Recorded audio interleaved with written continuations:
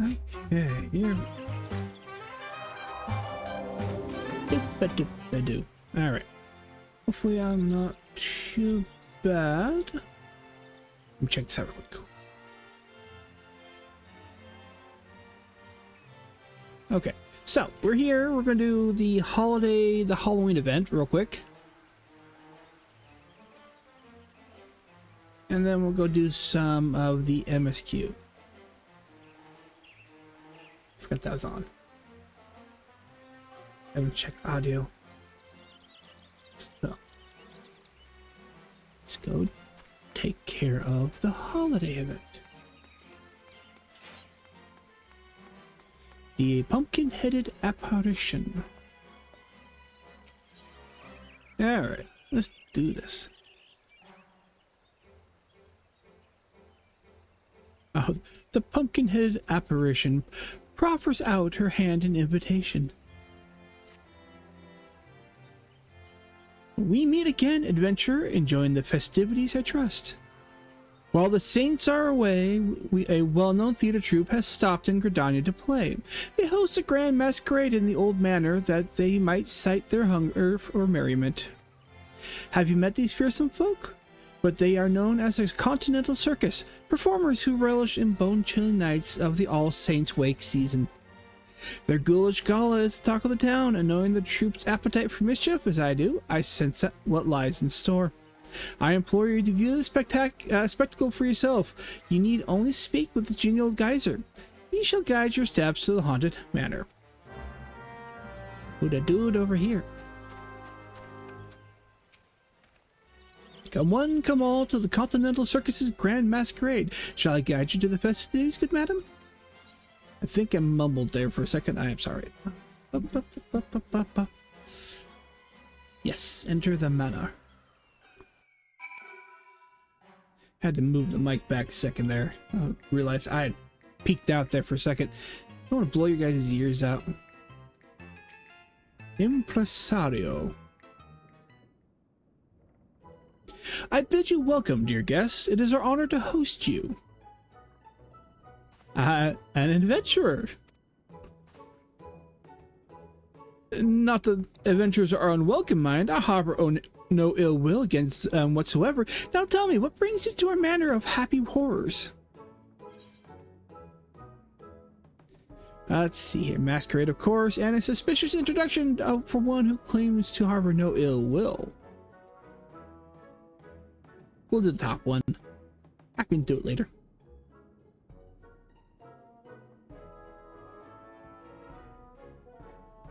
Sorry, I had to readjust real quick. Are you now? Then I ask you to forgive my initial scrutiny. Past experiences have made me rather wary of adventurers, let us say.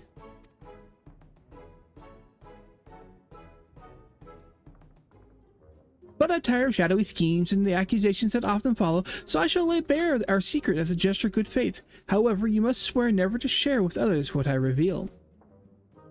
Though we of the Continental Circus disguise ourselves as mortal men and women, we are in truth a troupe of otherworldly creatures. For some of us, our monstrous costumes are, in fact, our true form. Were my own glamour dispelled, you would see me as I truly am, an imp.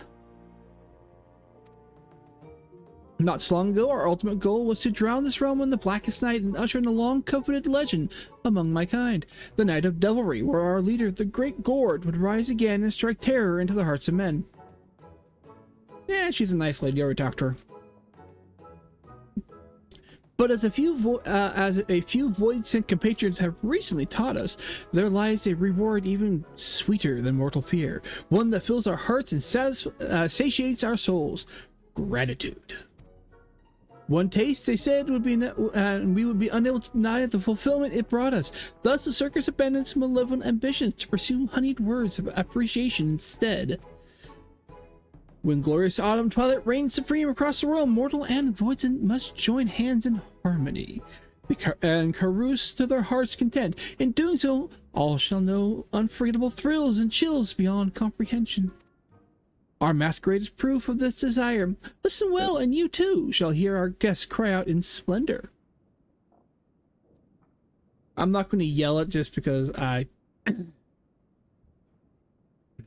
ain't happening tonight.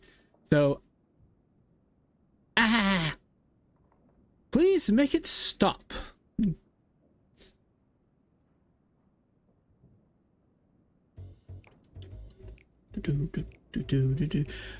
I'm scared. I want my mummy. I really should do the dungeon to get that minion. Why, that's not splendorous at all. Please, you must believe me. We have no intentions of affrighting our guests. At least, not like this. Everyone swore a solemn oath to entertain. How has it come to this?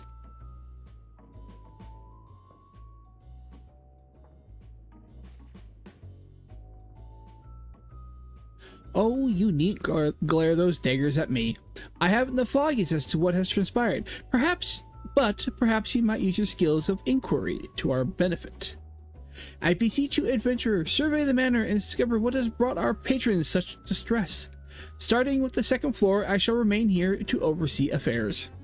Once you have identified the cause of this chaos, you must inform me with all due haste. Should fell rumors begin to spread, I fear the Adventurers Guild's suspicion will soon follow. I'm not going to worry about mounts.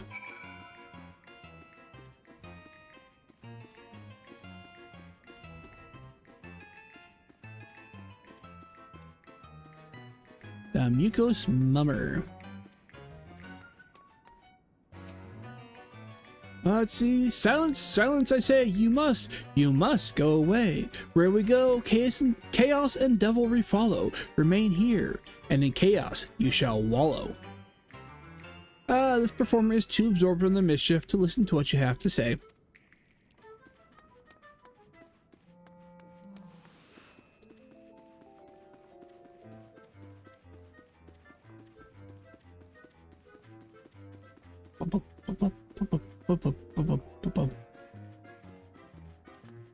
To the petrified patron we go. Hungry puddings down the hall, armed zombie jesters down the stairs. They didn't tell me this masquerade would have me running for my life. And whoop.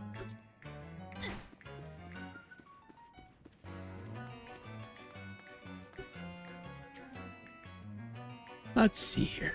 Next I could gouge out some eyeballs. May even gobble up a few fresh organs while I'm at it. Former so absorbed in his own machinations that he hasn't noticed you.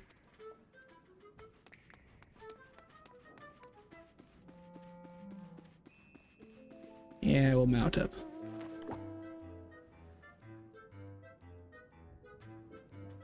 Be-do, be-do, be-do, be-do, be-do, be-do. Okay, to the magic pot. I haven't done that either. Give me elixir. No elixir? Then no treats for you. Again, also absorbed.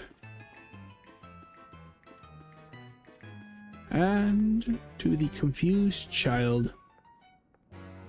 Excuse me, miss, have you seen any elixirs around here? That creature in the pot won't stop asking for one, but they cost more than my allowance can afford. Sprint.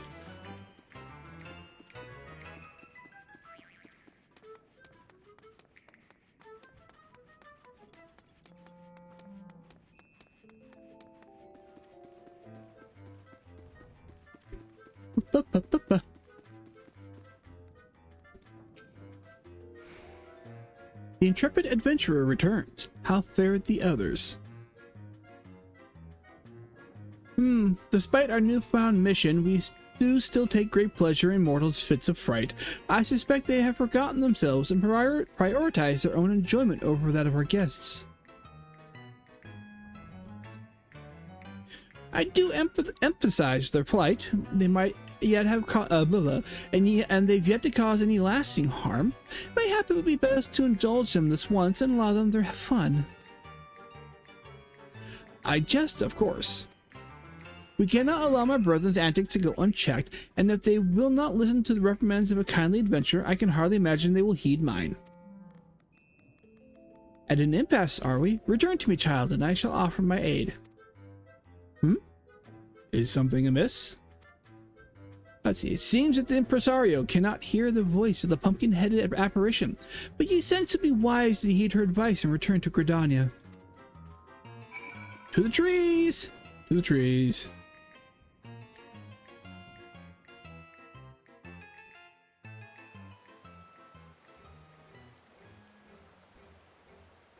It's raining. You are returned. The children of the circus are a fascinating bunch, are they not? Their antics never fail to amuse me.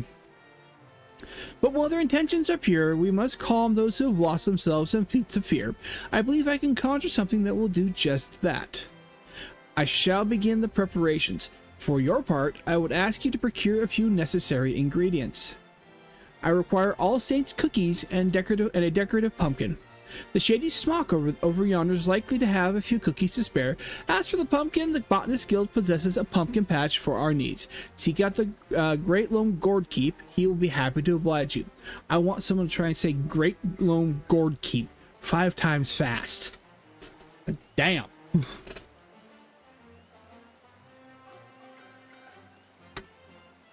So, go talk to the flirtatious cat.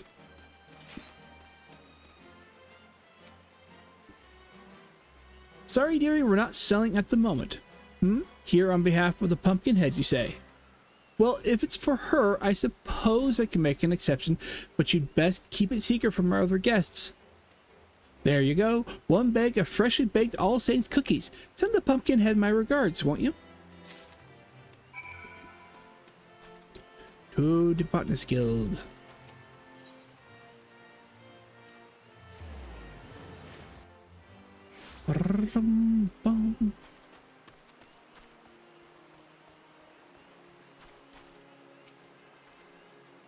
In need of a decorative pumpkin, are you? Well, you're in luck. I've got a plump and round one here, freshly carved, no less. We of the Botanist Guild take great pride in our pumpkins and are glad to share them with one and all. They make for sweet treats and charming decorations this time of year. I do hope you make good use of yours. See, dear, they make sweet treats. 'Cause I know how much you love pumpkin.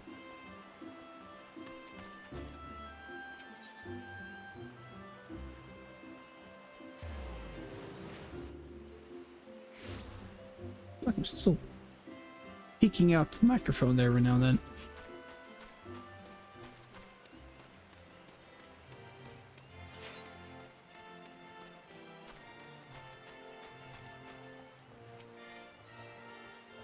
Have you gathered the ingredients?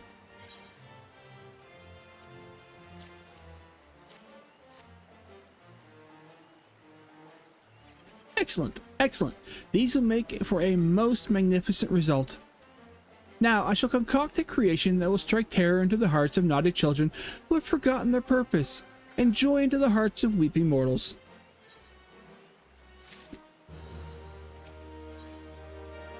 Alright, the pumpkin-headed apparition appears ready to put her plans into action.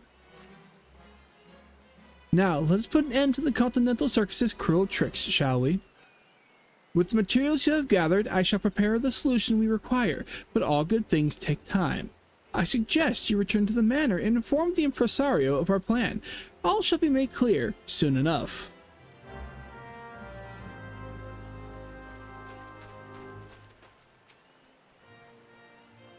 I am told there is a situation occurring at our masquerade, but I have faith that you will solve it. Shall I guide you to the manor?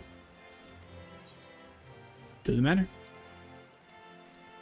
Go back this up a little bit more, because definitely... check my audio real quick again.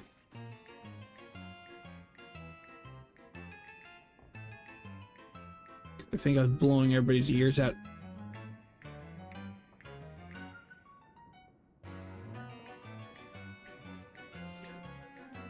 So, 1, 2, 3, checking. Yep, 1, 2, 3. Okay, much better. I messed with my microphone settings on my end, so I wanted to make sure I had OBS. It's still peeking out, so I am so sorry if I'm blowing everybody's eardrums out for whatever reason.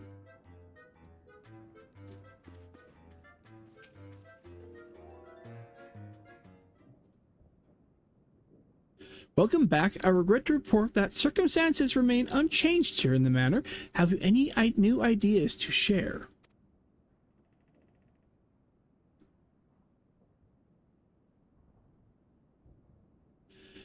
Concocted a creation, you say? Of what kind?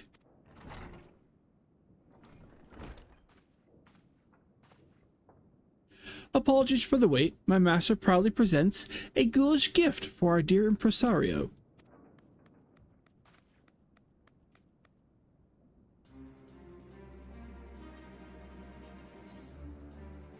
My word, this doll is a spitting image of me.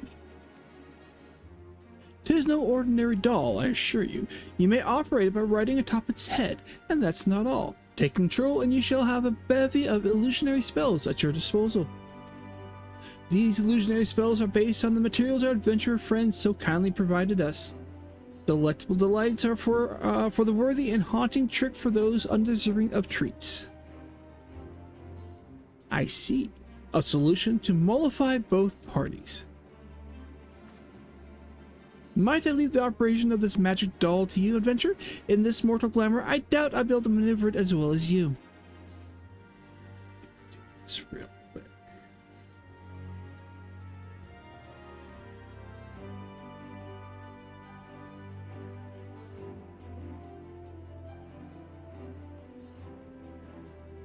Alright.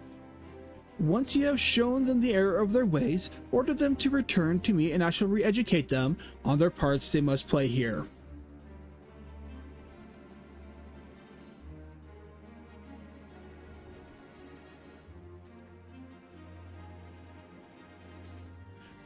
Our guests also deserve recompense for their prior treatment. I ask that you send them to me as well, that I might offer them sweets in apology. I cannot bear it to end their saint's wake on a dour note. So your plans are made, yes? Then I shall return to my master. I wish you happy, frightening, and delighting.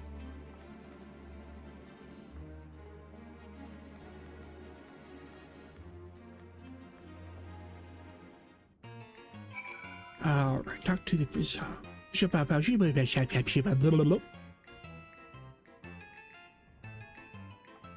Alright, well then, I suppose all that's left for you to do is to operate this mechanical me. I suggest you begin by marching it right up to the second floor and calming the commotion above. And remember, my fellow performers should be convinced to return with the pumpkin's trick. I ask you reserve the treats for our guests. We mustn't give them more undue fright. Should you find yourself separated from our pumpkin friend, simply return to me, and you may hop on its head once more. Now then, off you go.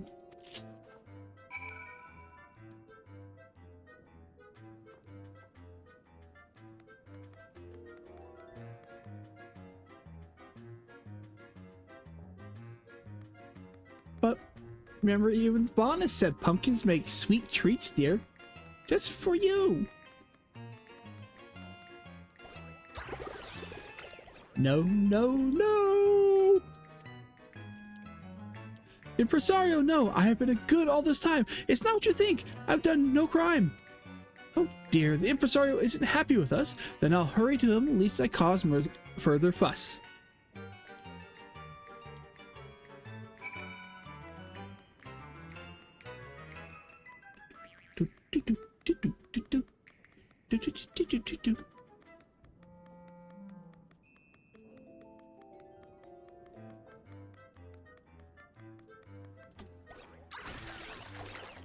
What could you possibly?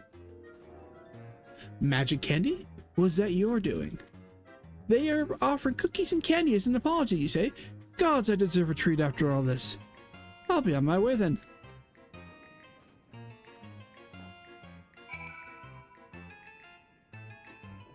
Well, that's rude.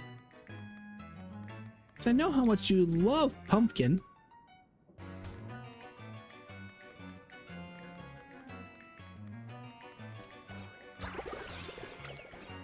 The hell's was that for? Strange, it felt as though the impresario was slapping me across the head, but it did not hurt. Has he conjured up some new illusion? You say he's summoning the whole troop to the front of the manor for a talking to? Now that you mention, I have been a bit overzealous about frightening our clientele. I'll hurry back right away.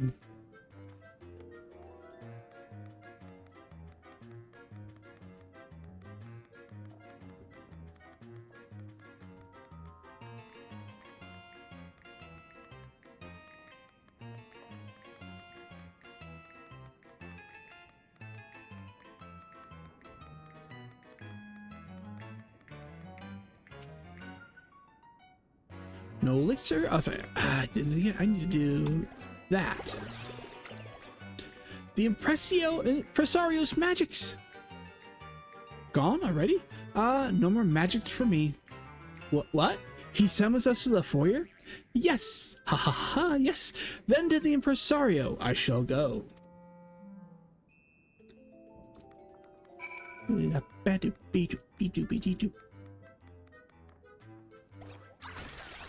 It's raining candy?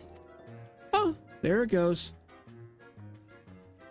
They're giving away free treats? Hooray! I'll march right up to the Impresario and tell him to give me candy.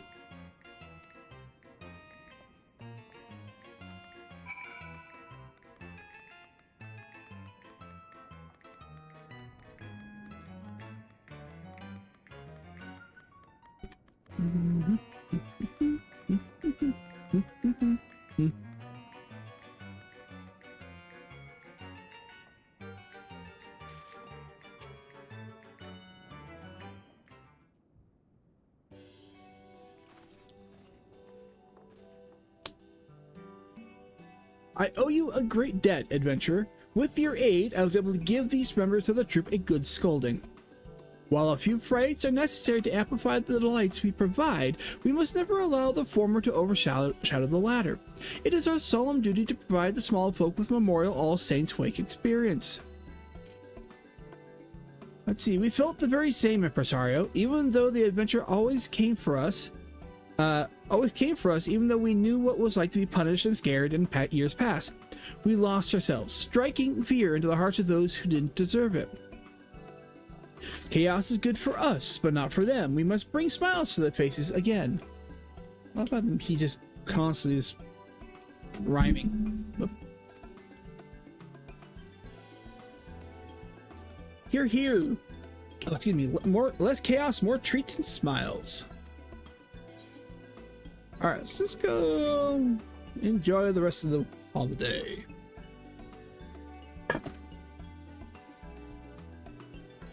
Indeed, and we shall do our part with a performance worthy of the season. All right, my fellow thespians, it is time we greeted our guests with good cheer. Return to your places and give them all the masquerade they deserve.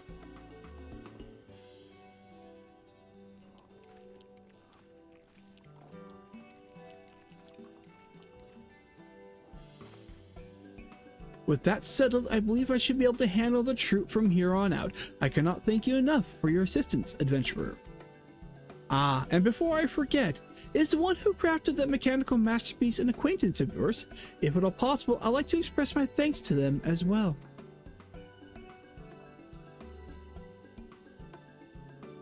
A woman sporting a white pumpkin head? That sounds awfully like the legendary Great Gord, who would command the Voidsent forces on the night of devilry. But I jest. Legends are precisely that, tall tales and no more. Allow me that joke at least. Oh, how little you actually know. In any event, you mentioned she awaits your return in Miketo's amphitheater, did you not? Pray allow me to join you. I should very much like to meet this pumpkin-headed acquaintance of yours.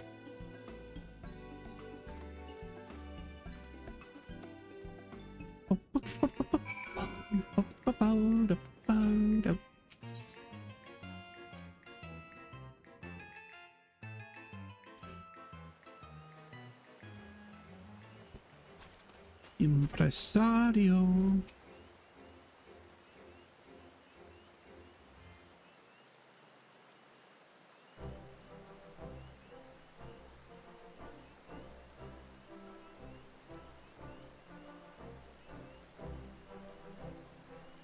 So this is the one you spoke of. She does exude a legendary sort of aura. If you were to tell me she was the Great Gourd, I'd certainly believe it. But of course, that's simply not possible.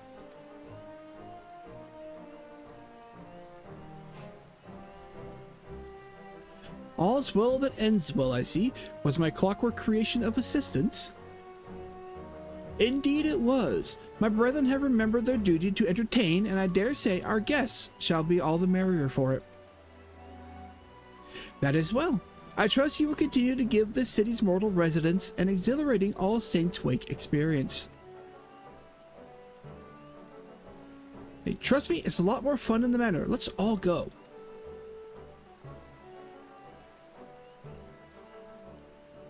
You sure? Those scary monsters won't eat me up?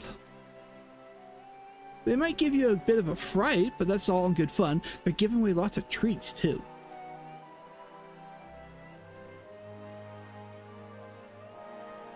Well, if you say so, but you have to promise you'll stay with us the whole time.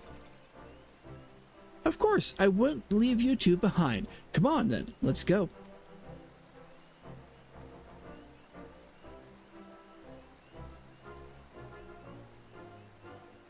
Yes, all is well. Those children's smiles are proof of it. How strange. I feel as though I am truly enjoying All Saints Wake for the first time. It's rather refreshing, actually. I shall continue to put forth my best effort at the Continental Circus's name. That the Continental Circus's name might be known in every corner of the realm. But for the present, my duties call me to the manor. Thus do I ask you, adventurer, to spread the word of our deeds and speak of us fondly in your travels. The clockwork creature you possess is a reflection of myself, and of my troop as well. Use it with pride, and perhaps others will want to know more of us in doing so. Or in so doing. A sound plan. Yours is the face of the Continental Circus, after all. Alright, well, leave it to me. We're going to do simple.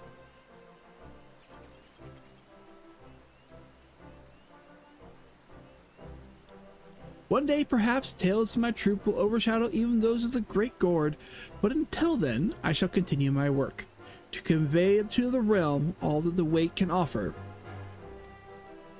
Now then, 'tis time I return. As you well know, I cannot leave those scoundrels without the ringleader for too long. We shall be performing at the manor for the remainder of the season. Should you wish to join us in our festivities, you are welcome to visit us as often as you please. In that case, I too shall open my haunted home to you, adventurer. Join me in my garden, if you dare. Simply speak with my servant, and he shall guide you to my abode. You may entertain yourself there for as long as you wish. The season of devilry and revelry lingers yet. I think I mumbled that one. And we shall thrive upon it. May you carouse to your heart's content this All Saints Wake. Mount.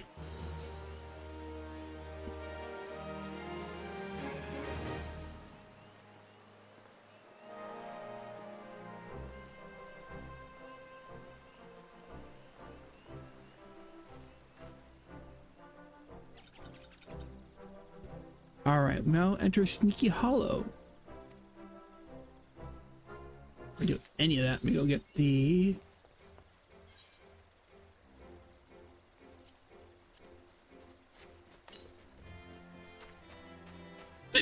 Ow. We're gonna go with that. Definitely get some more money though.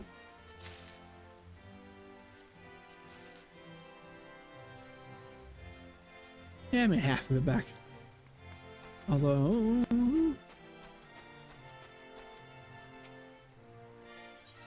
to Sneaky Hollow. I don't remember if this was there last year. Not the Hollow. I know this was there. But the Masquerade Ball, pretty much.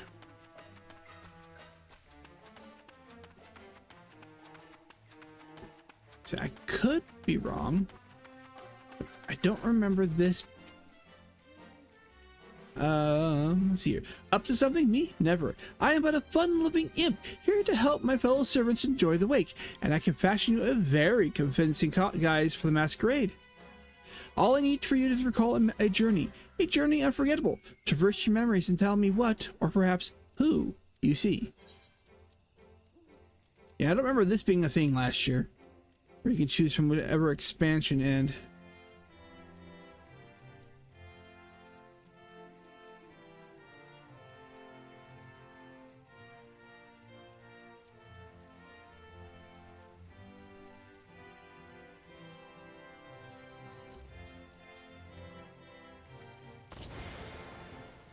I don't remember this being a thing last year.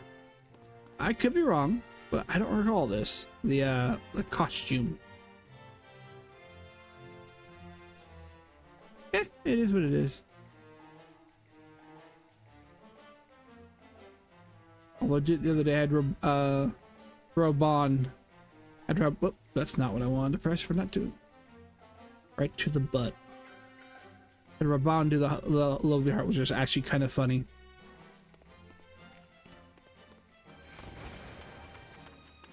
Alright, so now let's go. We've done that. MSQ. Need my map up. Oh.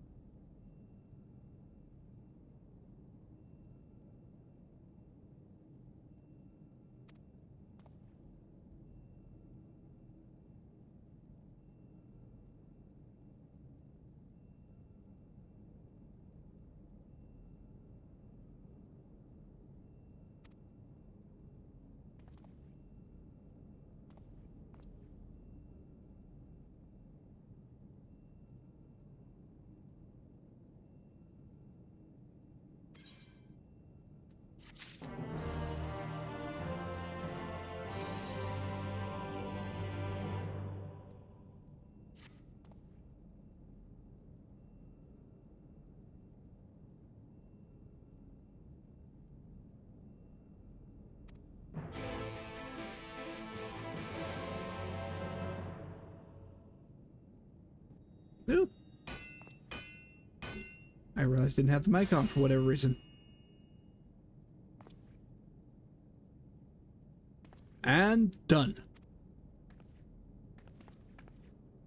I've taken the wonders of that crystal you showed me and channeled them into a new shape that befits the Ondo's spiritual character.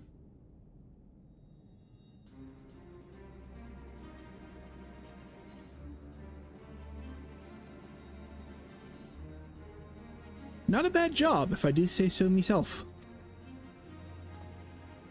And to think I was this close to hanging up me hammer after studying the craft of them ancients. I've been across the length and breadth of Norvrent and gobbled up every scrap of craft and wisdom I could find. But no matter which technique I tried, me work was just no comparison. I couldn't even figure out how they put them damn buildings together. Yeah, they technically grew them. A mystery for the ages. That's what drew me here in the first place. I built me a workshop, got this forge burning, and lost me bleeding will to craft. Thank the gods for that crystal of yours, or I might never have gotten it back.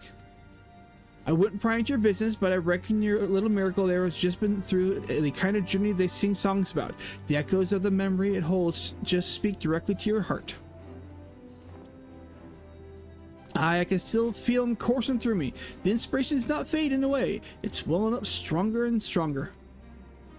Give me a chance, and I reckon we can weave the Crystal Saga into other things as well. But bugger me, I'd almost forgotten the Ondo's commission. If you could drag that lamp over to Tolsh's Ath for me, I'll stay here and dream up new armaments for you to try.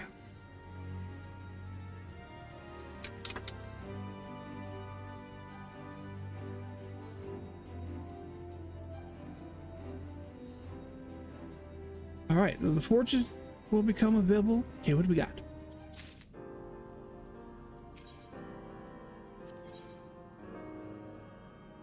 New gear. It's actually less than what I've got. What does it look like? Okay, it's typical gear. That's only better than that by one. It's the enhanced to Dream 1? Or perchance to Dream 1?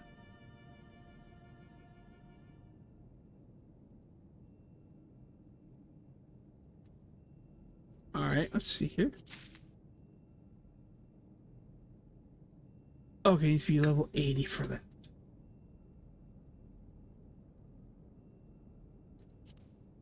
So who do we need to talk to?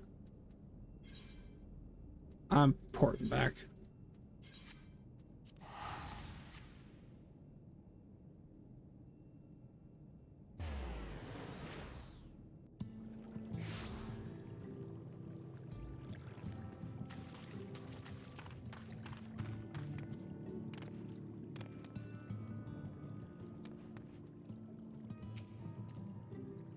What is it you have there? The sacred lamp. Then the Finless One has kept his promise. My people tell me the many deeds you have performed in the name of aiding the cups, and now you come to see me bearing the light which we've almost surrendered hope of ever seeing. We can doubt your purity no longer. Your rival is the will of the ancients. Yes, the time for fear has passed. We shall take the lamp and unveil its austere illumination upon the walls of the Forgotten. Gather there with your companions, and we shall speak again once our prayers have been offered.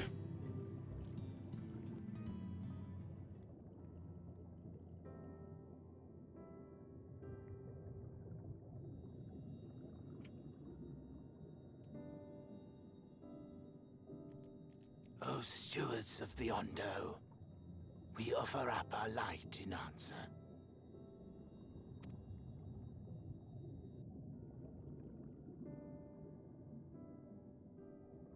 That crystal you showed the artisan. Was it... Did it belong to one of my friends?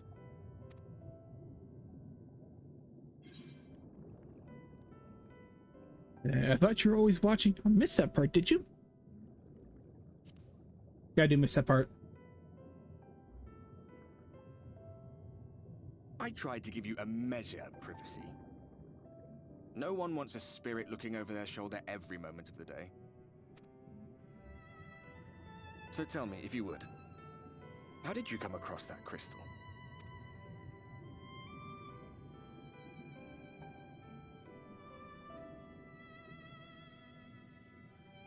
It was Render raised then.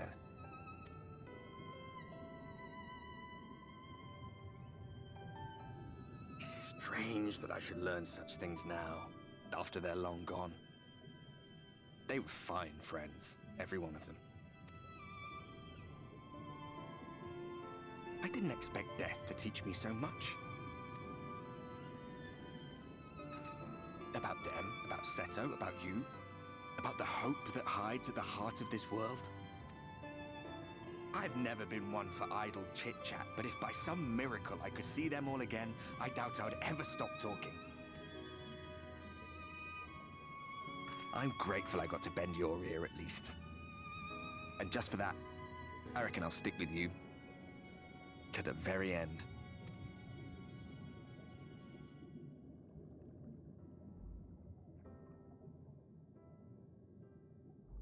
Apologies, we were a little late to the gathering.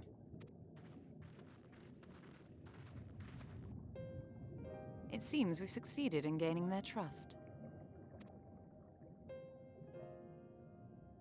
The delay wasn't exactly welcome, but at least our many hands made light work.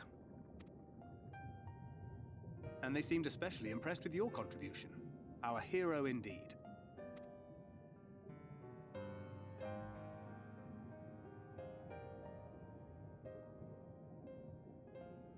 Y'shtola was telling us those structures may date back to the age of the Ascians.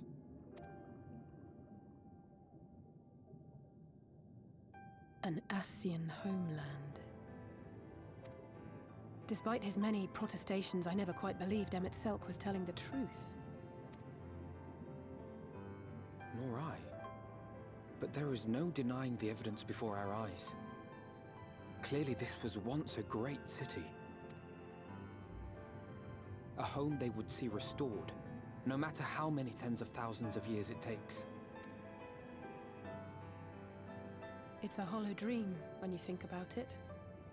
Even if they manage to rejoin all the worlds, they'll never bring back the ones who were lost.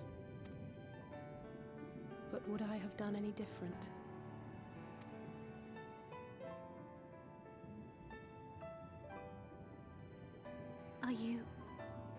How are you feeling?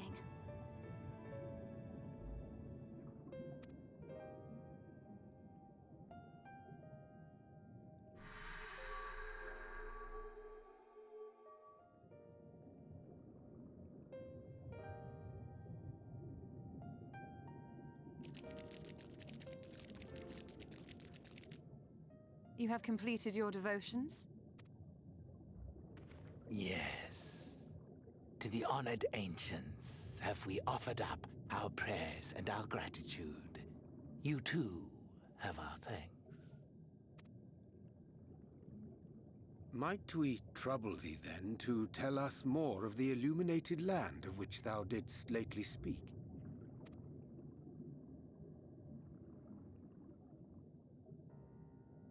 To the west of here lies a great trench. Some days ago, a light appeared in that endless darkness.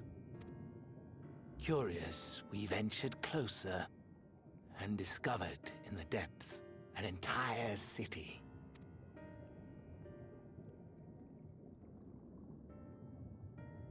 The buildings we spied were akin to our own everlasting abodes, impossibly so. We understood at once the ancients had risen. There could be no doubt. Taken with terror, we retreated to the cups, and I decreed that none should enter the trench until such time as we received a sign.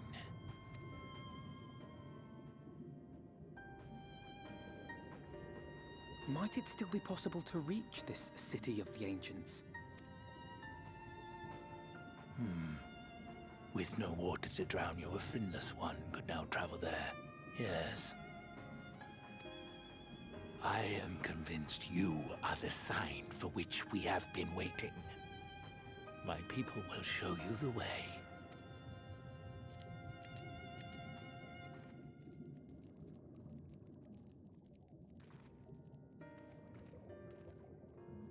Shall we?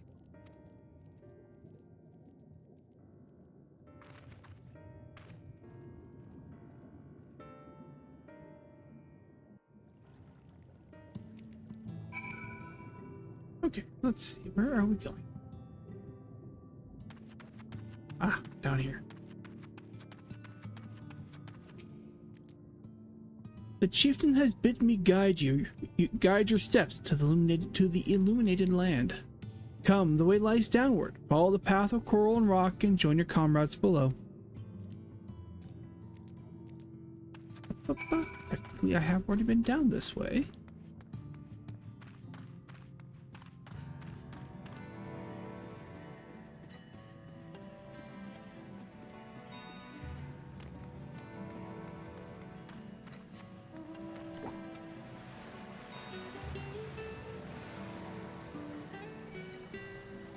really want to fight you guys. Where are they? Oh, okay, over here.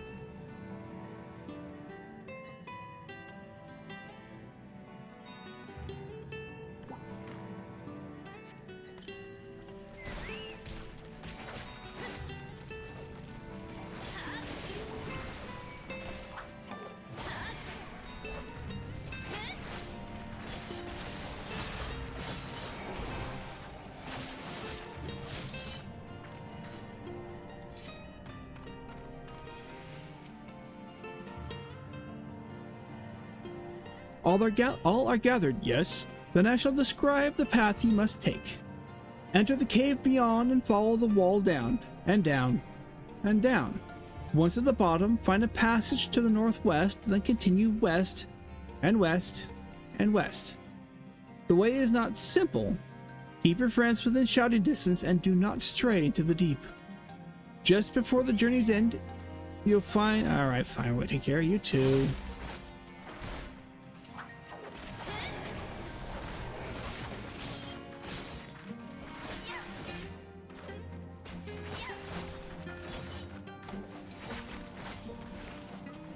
Alright, let's go back.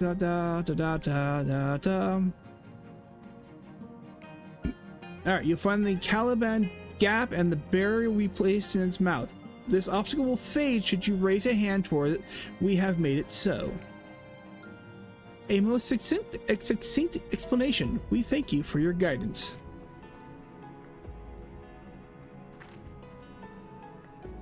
Alright, deeper into the depths we go.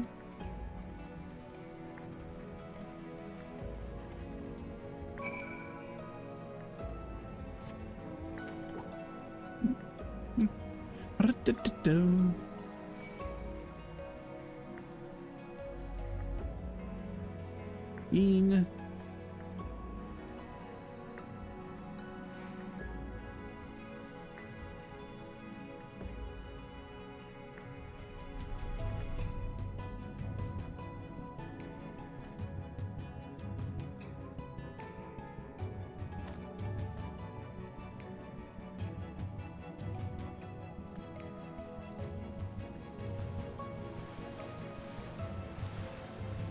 Ah, there's Orianger.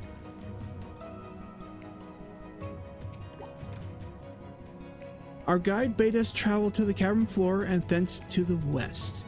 Yet 'twould seem these twisting tunnels defy such simple instructions. Rather than rely on direction alone, I suggest we scout with care and relay the path ahead to those who come behind.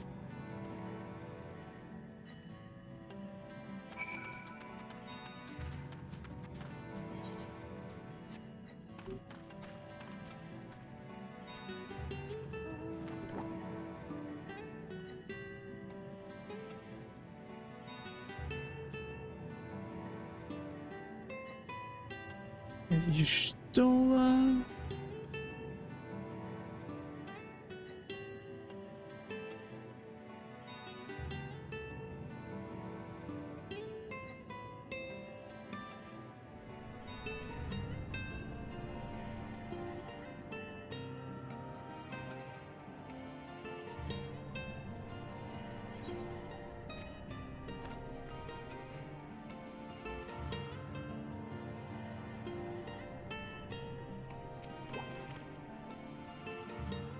Nienda, you have a choice of two routes from here. You can either take the long way to the south along the rocks or skip along the coral branch as Alice has done. I, for one, shall be following my sister's example. I've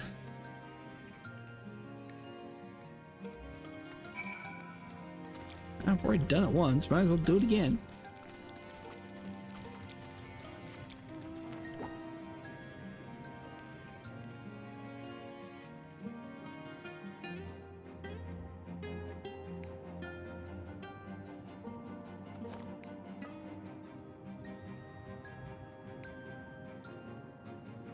What do you gotta say for that, Alfie?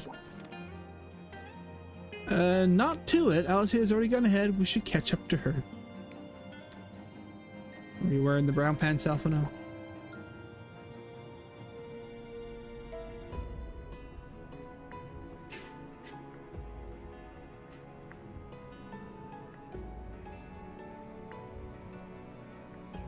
Okay, we gotta go here to Alice. There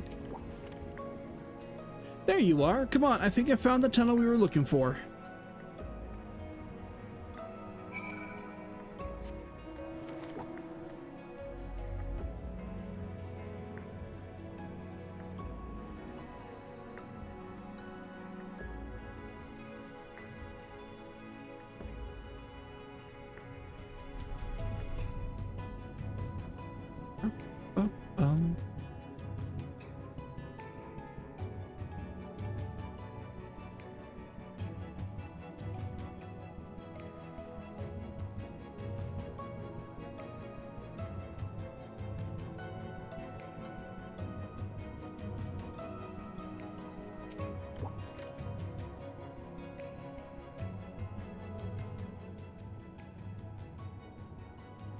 Here, this must be the berry that Ondo spoke of.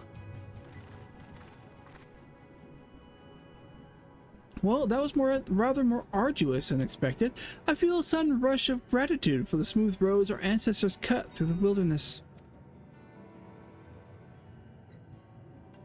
'Twas a treacherous path indeed. Now I believe one of us needs but raise a hand to banish this next obstacle. I'd like you to do the honors.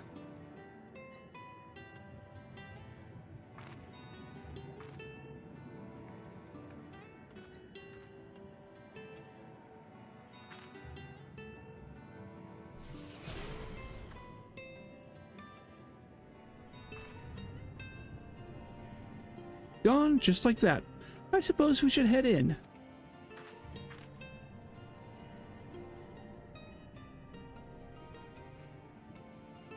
Like as not, this tunnel will be the last, will be just as perilous as the road we walked to get here. Let us stay aware of our surroundings, shall we?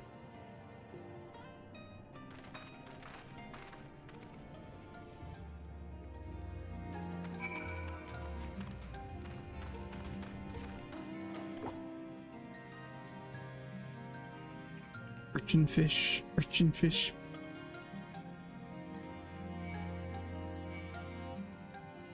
Alright, we'll make some friends, maybe? Nope, can't go that way. So I do have to go this way.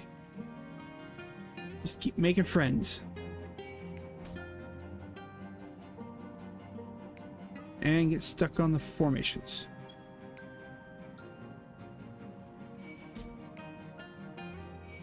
I'm gonna say Leonje is pointing me in this direction.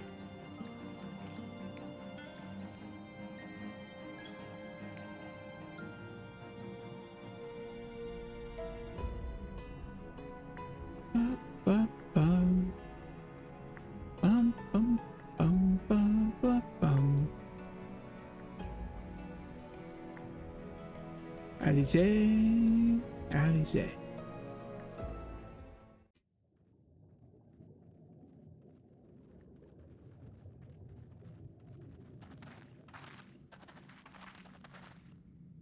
By the gods!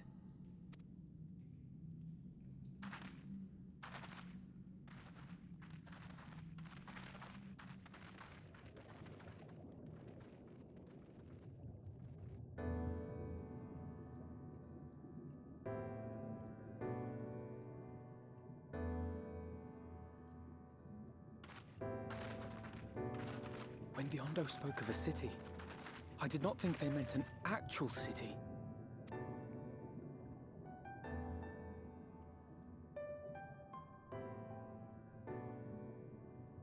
Then we are seeing the same view.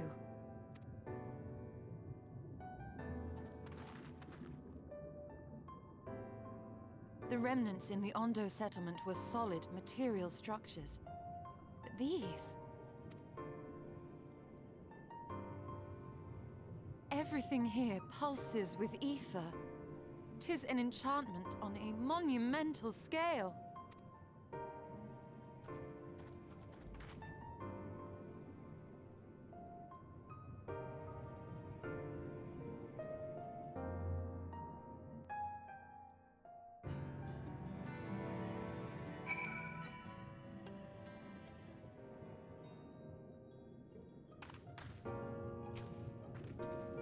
Alright, Nienda, did you note the style of this architecture? It's the same used for the remnants of the cups and the murals painted towers. Look closely. Emmett Selk has not simply recreated these ruins, he has layered the semblance of an entire city upon them. Gods, the magnitude of his artifice is staggering. Though it pains me to admit, we did not fully understand the feats of which an old Ascian is capable. Especially Emmett Selk. Let's see here, skill speed.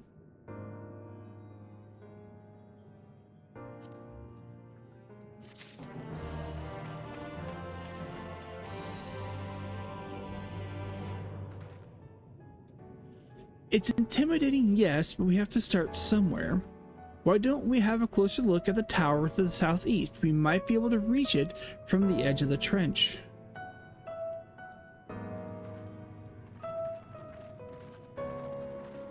Where are we heading?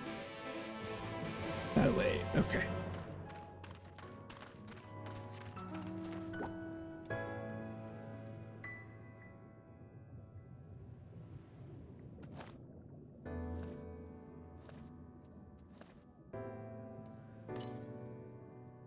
Six yards west, so it's over here.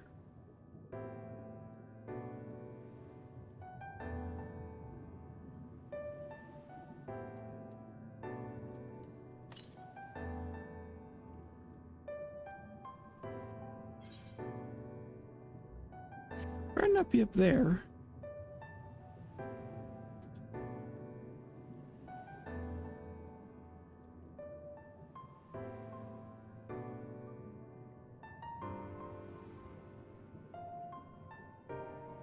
Alright, investigating the imposing doors. Were they on the front of this?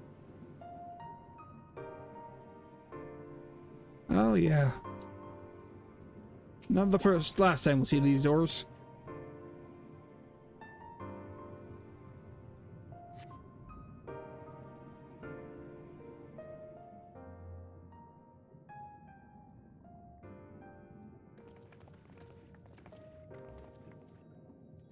Look at the size of those doors. Now I know how pixies must feel.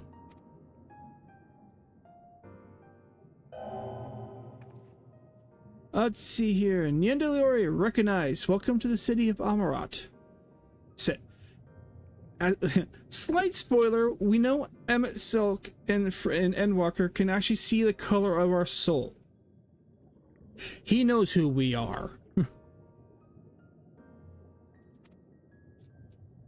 Will you be riding the lift?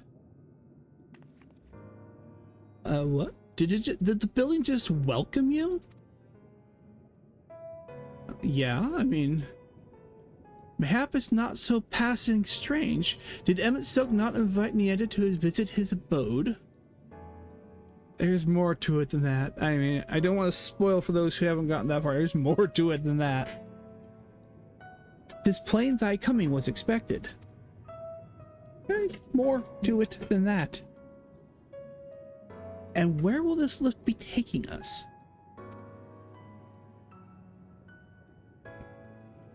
The lift services every level of Akora Heights, but is personally configured to convey passage directly to the ground floor.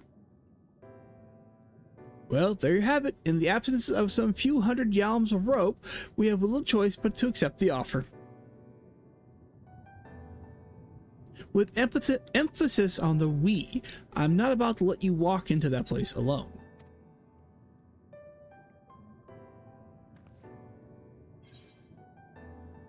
I wish to ride the lift. As you wish, the lift will arrive shortly.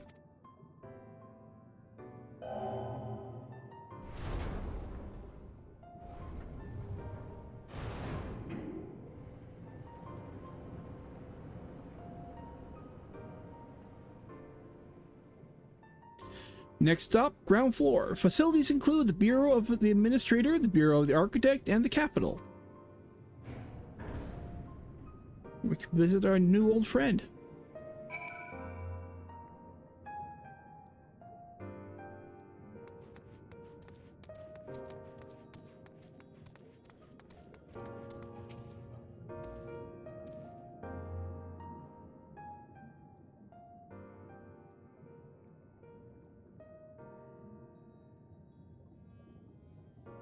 It's only at this distance that you start to realize just how big the buildings truly are. What did the voice call the city? Amarat?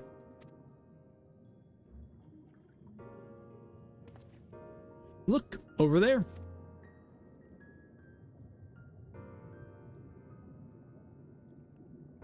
Is that a person? No, my mistake. It's a giant. It doesn't seem to have noticed us yet. Giant or no, a resident of this place may have much more to tell us. I say we make the first move. Alphino, you can't just... Ugh.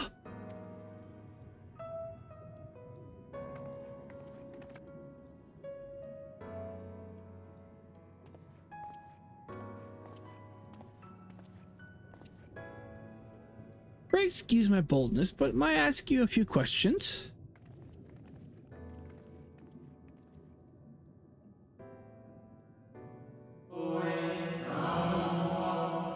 Oh, what adorable costumes. Are you children on an excursion? This district has much to teach you. How odd. That sounded like no language I've ever heard, and yet I understood every word. Just as he understood us.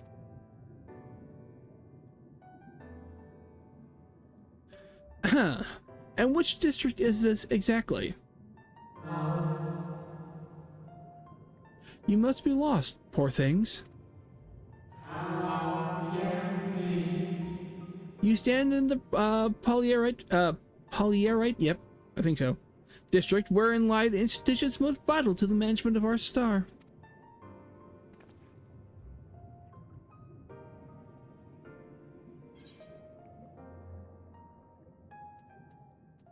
Can you tell us where to find MSQ?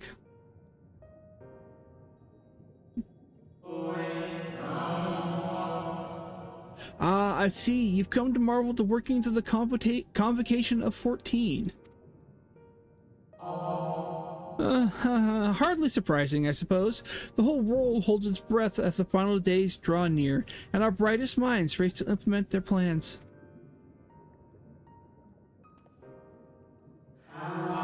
Thus, you must understand that gaining an audience at this time will be next to impossible. You should hurry home now before your families begin to worry. Do you need me to walk you back?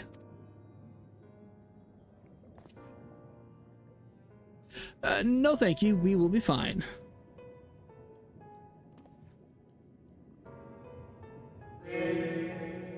Very well, take care, little ones.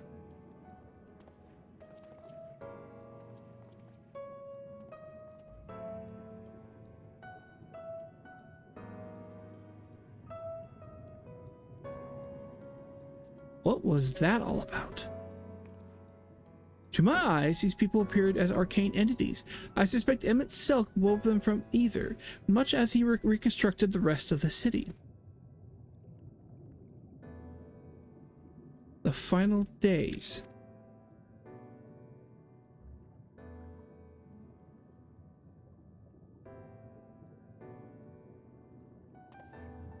Such word will well befit the oblivion described to us by our Asian foe. A catastrophe of unprecedented scale which did set in motion the summoning of a Zodiarch, and thence Heidelin herself. But that happened centuries and centuries ago, didn't it? That man spoke as if we were rushing to avert disaster here and now.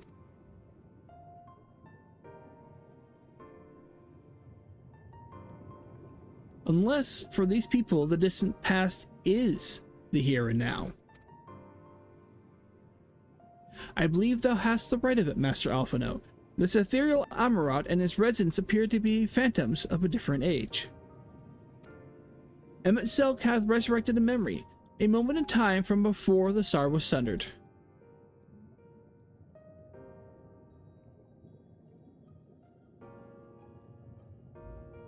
So we find ourselves in a long-destroyed city inhabited by the long departed. As an unusual situation, to be sure, but at least we're able to parley with these ancients. In fact, they seem downright eager to chat. I say we use this to our advantage, split up, strike up some conversations, and see if we can't learn the location of our quarry. And while we're at it, it wouldn't hurt to wheedle out a few more details regarding this convocation of 14 and their impending disaster.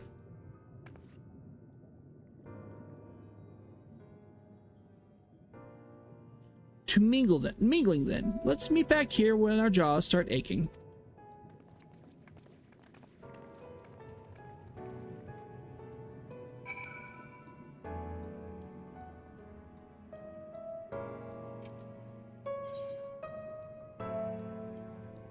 Okay.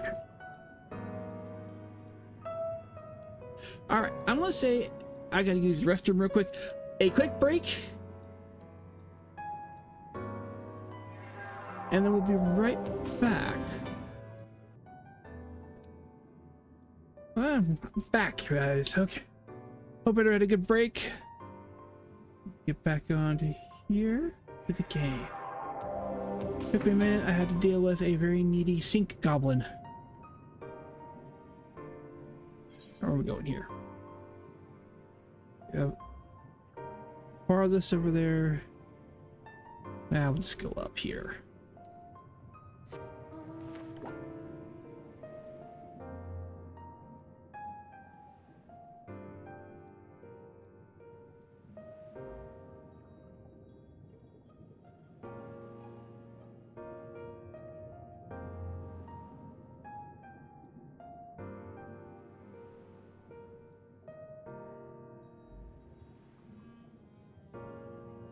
We're gonna find 3.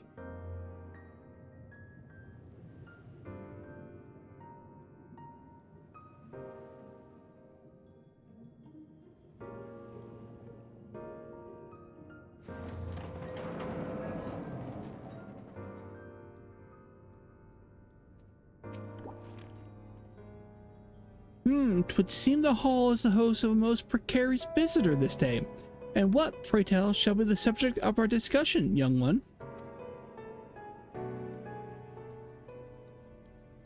Ah, the convocation and their handling of the coming peril. 'Tis only natural that you should have questions. Shall we begin with the members themselves?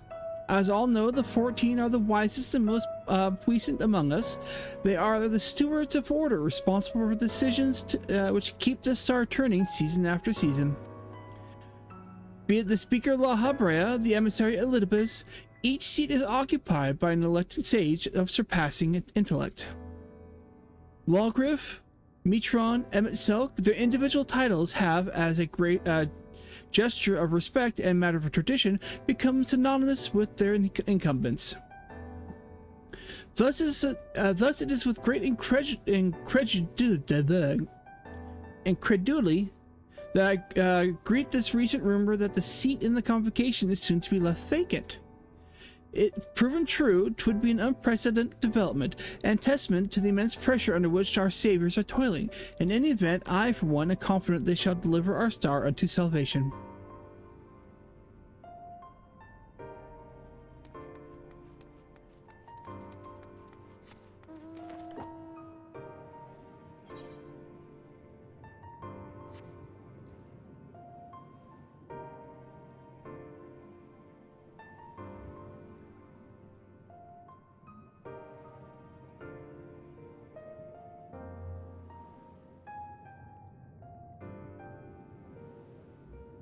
Alright, anxious Amaret. Good gracious, child, where is your family? You should not be alone at a time like this. Run along home, quickly now. Have you not heard? Though yet confined to the lands across the sea, a terrible phenomenon afflicts our star. They are calling it the final days. 'Tis said it starts suddenly, a cacophonous keening from beneath the earth. The sound distorts all living things within earshot, and wrests from us control of our creation magics. Once that happens, all is lost. Fear, pain, despair, every dread impulse is siphoned from our minds and given substance. An eternal fall of fiery rain, an incessant spawning of nightmarish beasts. None can point to the source of the phenomenon. 'Tis as if the star itself has fallen ill, as if a force inimical to life now festers and spreads. 'Tis only a matter of time until Amarot too resounds to that discordant squall. You should stay with your loved ones, child. Stay with them.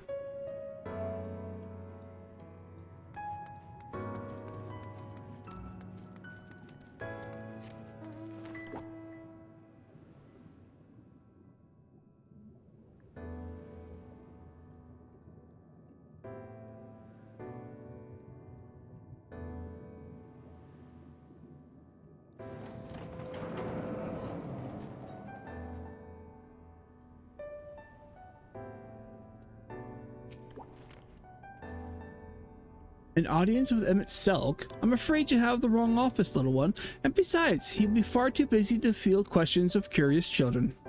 Surely you have been told of the looming catastrophe. Every resource available to the convocation must be spent upon ensuring our world survives. They have yet to make an official announcement, but it's said that the 14th, the 14 are moving forward with a plan to sacrifice. It's said that the 14 are moving forward with a plan to scarce credible proportions, one which promises to grant will to the very star itself.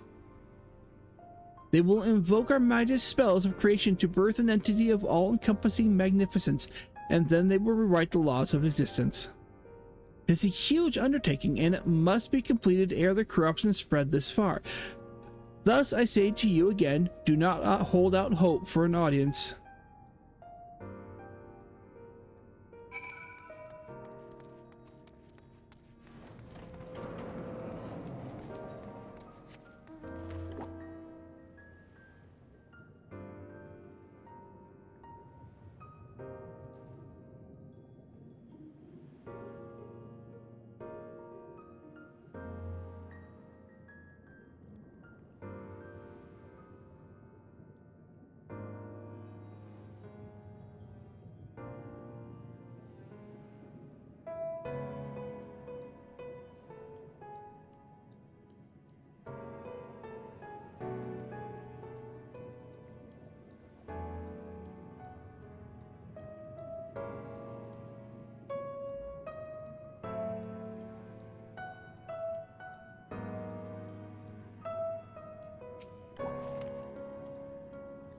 I was not certain before than I am now. The people of the city believe that they face the end of the world.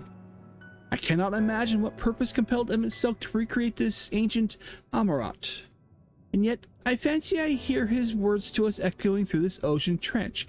He would have his story known.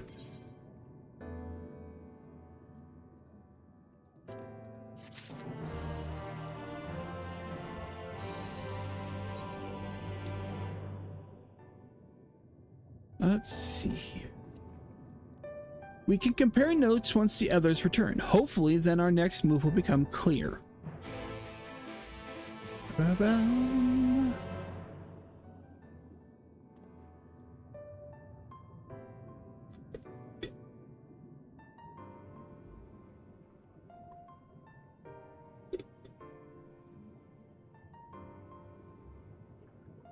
Oh, something.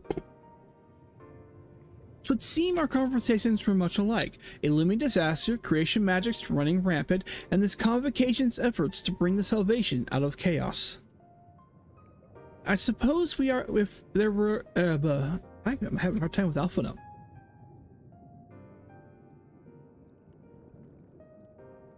I suppose there was talk of little else at the time when these events came to pass. Ah, Urianger, if I may, what are your thoughts on the ancient's art of creation? A fascinating discipline indeed. Aught the mind can conceive may be rendered in reality. All that is required is a clear concept upon which to focus one's will. 'Tis not too dissimilar to the primal rites taught by the Asians, wherein ritual ceremony breathes life into figments of myth and legend. I see, we arrived at the same conclusion then. The people who lived in the age before the Sundering were blessed with vast reserves of mana. No matter how draining these creation magics must be, it seems they paid the cost with not more than a fraction of the ether which coursed through their own bodies. If we were to attempt the same, such spells would soon deplete our energies, and then seek to draw the balance from elsewhere, from a hoard of crystals mayhap, or from the very land itself. Thus, when this art of creation was placed into our hands, it became, in effect, a means of destruction. An interesting matter which no doubt bears further study, but despite all the revelations, I worry we are no closer to finding MSQ. Has anyone learned aught what might lead us to his location? Not directly, mayhap, but from what we have heard, it seems the Convocation of 14 is sequestered in the nearby Capitol building. When we went to see for ourselves, the intendant wouldn't let us through without a writ of permission, so we tried our luck at the Bureau of the Administrator, where we thought these permissions might be issued, but the clerk there said he couldn't help us since our names didn't appear in the registry. And that was where we gave up. I wonder though, Nida, could you be eligible for one of these writs? The voice in the lift seemed to know who you were. It might be that your name is registered at the bureaus as well. Worth a look, I'd say. Meanwhile, I'll head back to the capital and search for a less official point of entry, just in case. Pray allow me to accompany thee on thy reconnaissance. An arcane perspective may prove needful.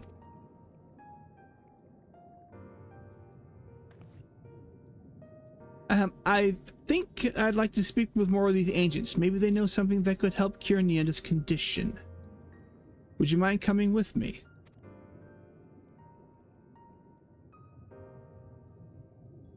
Of course I don't mind. Just lead the way.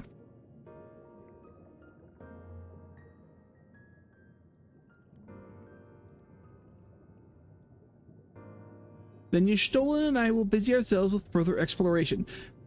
There is surely more intelligence to be had. And so we part ways once more. This time, however, let us reconvene in front of the capital.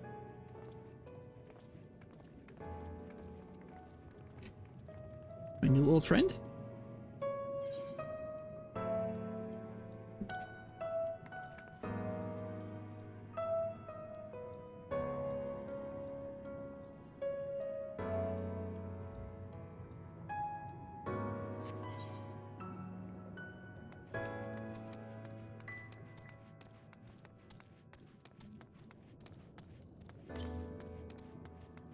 Yards north.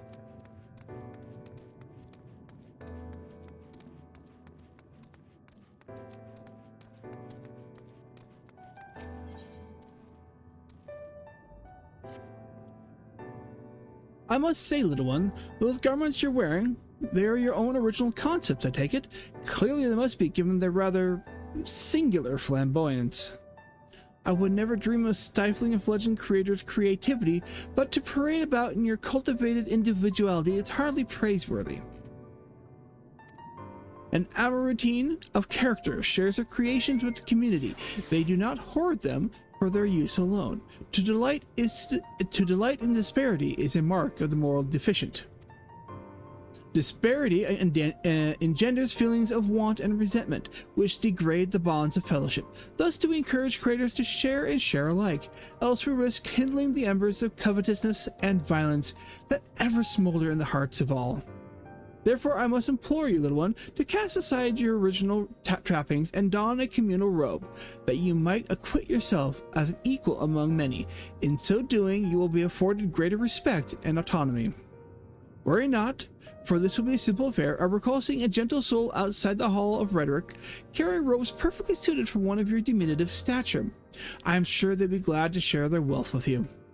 But do hurry, little one. The eyes of the collective are ever watching and weighing your worth.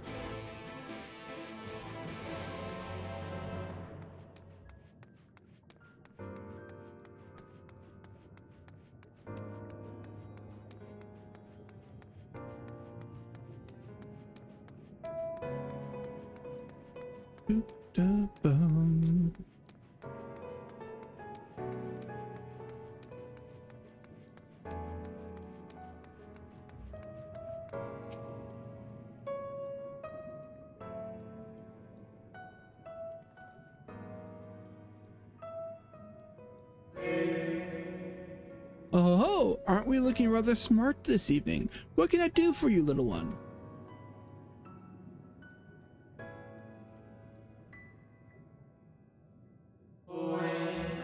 Robes to serve in lieu of your ensemble? Ah, how prudent. Alas, I have nothing I can offer you at this present time. The ones your associate saw me carrying earlier were a failed experiment. I never intended to make them so small, so I disposed of them shortly thereafter. Failed experiment?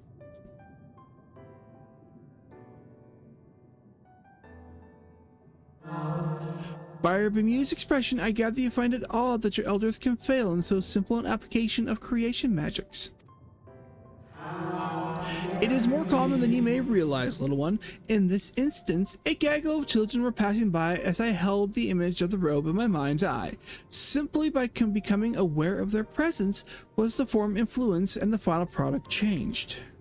All things considered, it could have been worse. Just the other day, I was tempted to conceive a white-haired lion, when all of a sudden this exquisite eagle alighted on the nearby railing, giving me quite the shock, and dramatically altered my initial concept. Yes, indeed, it was the most unexpected development, but not an altogether unwelcome one. Great strides are often born from unexpected impetuses. But even inspiration has its limits. For all the wonders that we have wrought, I do wonder if there will come a time when we have fully explored the potential of our powers, when there is truly nothing left unmade, and only iteration and imitation and stagnation remain. But such esoteric matters need not concern you, little one. For now, I would encourage you to embrace your creativity and work your magics without fear of failure. Nevertheless, I would still be in your best interest to don the appropriate robes to avoid excessive scrutiny. Why don't you go to the Bureau of the Architect and request the appropriate concepts so you can fashion one yourself? Blah, blah, blah, blah, blah, blah.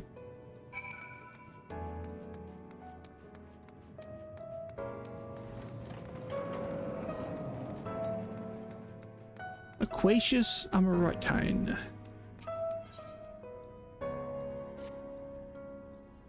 Greetings, little one. Care of debate, and once young of age. How wonderful! We shall retire to the benches and settle the topic. Oh, my apologies for jumping to conclusions. My friends are not quite as fond of the Hall of Rhetoric as I am, so I have a habit of chatting up any potential conversation partners. So if you are not here to debate, I presume you're here to learn about the mysterious and esoteric goings on here. It would be my pleasure to act as a tutor in these matters, if you would indulge me.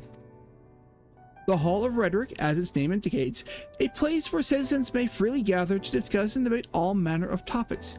This central forum is ideal for open discourse, but smaller rooms are available for those desiring more intimate conversations. Oh, and there is a wealth of reading material concerning rhetoric techniques and history penned by the greatest minds on offer as well, should you wish to refine your techniques through self-study. To my mind, however, rhetoric is a living, breathing thing that is best experienced in the moment of conception and execution. Perhaps a demonstration would best serve to further your education. I saw a contemporary mind engaged in a lively debate earlier just outside the hall. Go and see if they're still there, and issue them my personal invitation to a friendly battle of wits.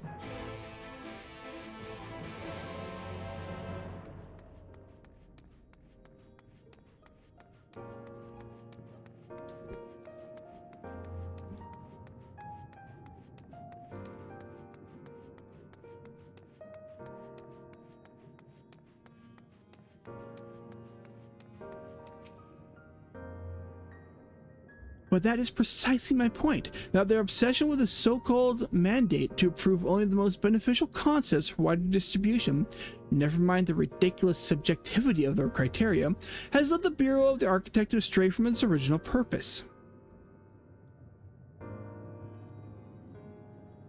Huh? Have you business with me, child? Regardless, I'm in the middle of a heated discussion with my partner. Come back later.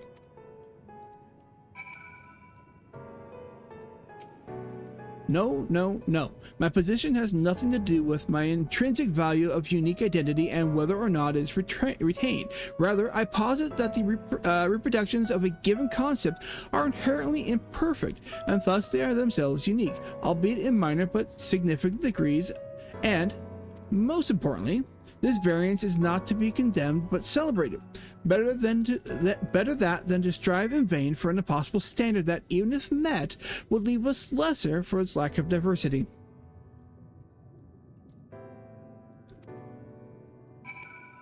Go back to you one more time. Aren't you a stubborn little bugger? It's strangely endearing, I must admit, but we have all the time in the world. Why are you so insistent that I speak with you this very instant? Ah, you are acquainted with the chatterbox.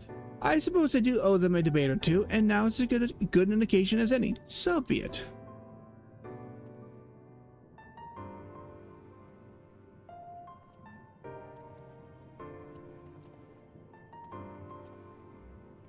Let me go. There we go.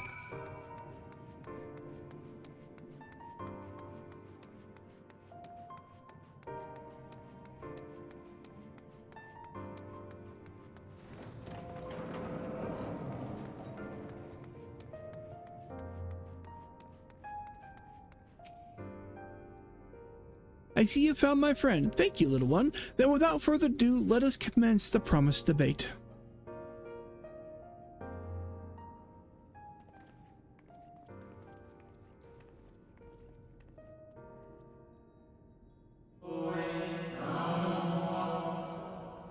As to the matter of what subject we shall debate today, I propose the recent calamity which has befallen our friends across the pond.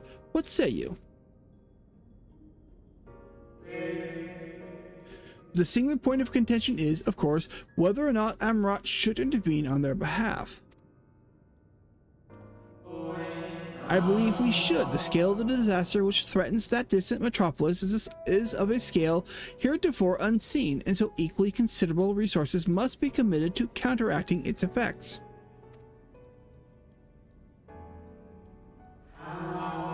I disagree. The scale concerns me less than the nature of the proposition itself. Who are we to unilaterally intervene in the affairs of those half a world away? Are we to be the saviors of one and all? Such arrogance may well lead to our own downfall.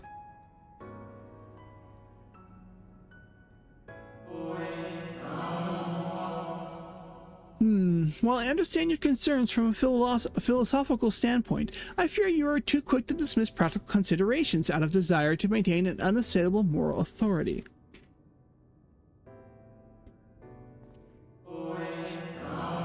Well, let us, you and I, hold here for the present and offer the floor to our young student.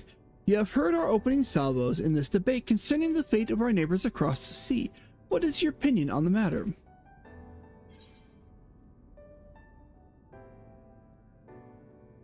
See, to ignore the plight of those one might conceivably save is not wisdom, it's indolence. We cannot save everyone. Sometimes that's all we can do to save ourselves. I kind of like the first one because that fits.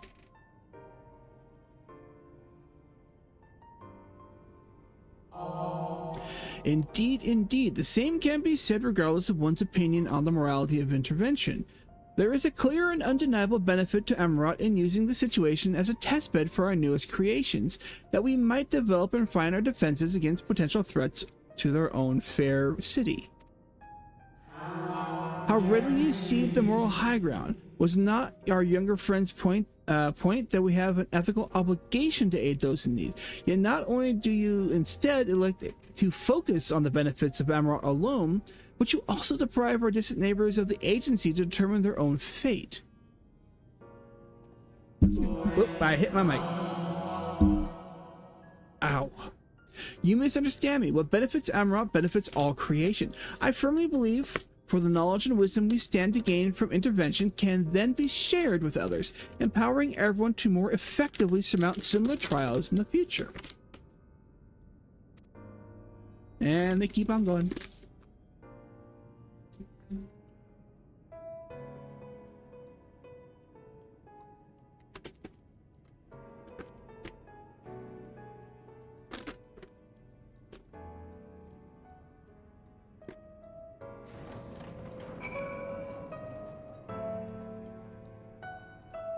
All right. Excuse me, sorry.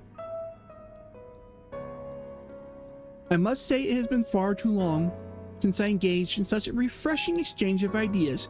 My colleague was equally delighted by the opportunity, you may be assured. Some degrade is little more than academic exercise. After all, we failed to reach a meaningful consensus, but I dare say they missed the point for the trees, the forest for the trees.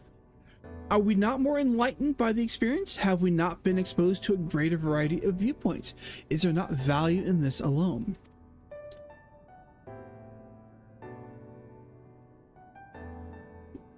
I truly believe we are blessed to be part of a society that exalts in the free exchange of ideas, and that encourages active participation in the public discourse. This may have been no more than your first foray into the exciting world of rhetoric, but I sense that you have the soul of a debater in you. You may well have the potential to change Amarant in ways no one ever thought possible. I shall be watching your trajectory with great interest, my young friend.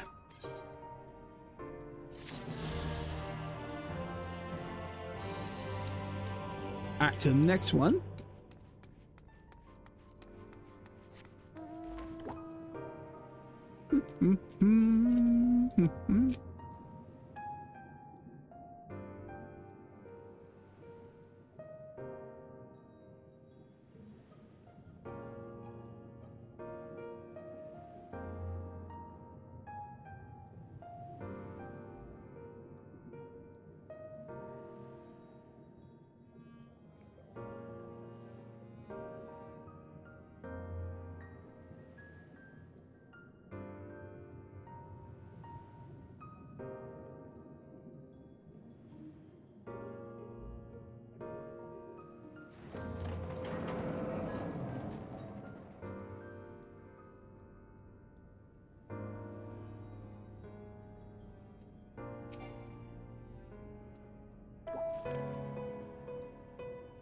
Welcome to the Bureau of the Architect, little one.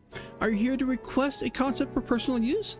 If so, what sort of concept did you have in mind?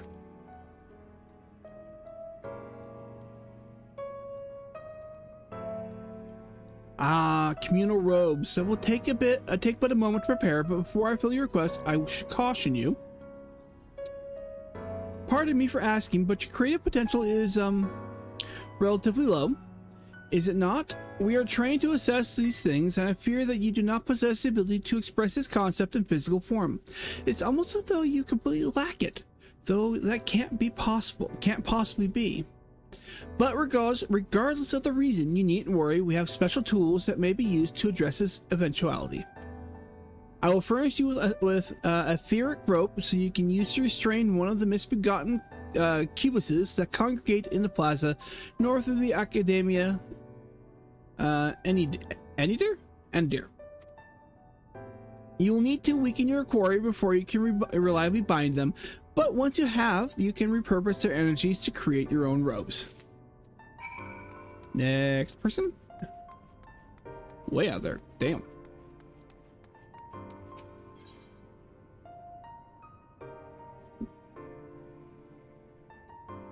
All right.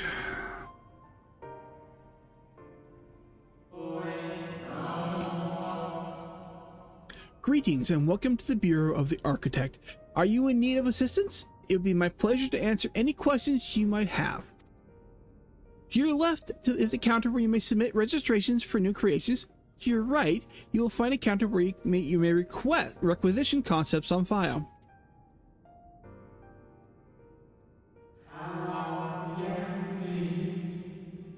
Am I correct in assuming you're not familiar with the services we provide? I see. A more detailed explanation, is in order then. You understand that by harnessing the powers of creation, we can give physical form to all manner of concepts, yes?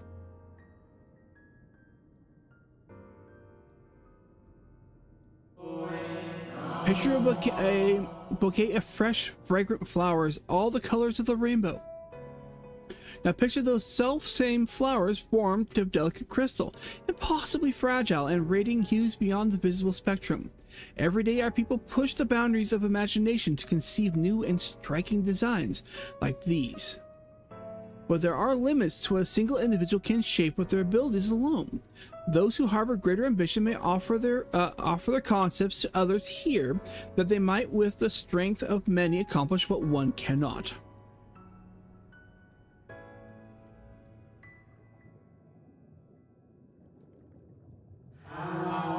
Not all concepts are approved for the wider distribution, of course. Dangerous, subversive creations pose a risk to everyone. And so it is only after comprehensive evaluation, after a concept is judged to further the greater good, that we permit it to be shared with the community.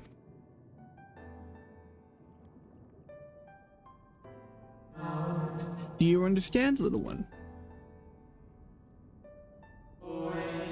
Since you are here, I think you might benefit from conversing with some of the others currently availing themselves to our services. Why don't you go and speak with some of the citizens waiting for the registration to be processed? Much as I would like to believe my explanation was more than sufficient, I expect that you may gain greater insight in this way.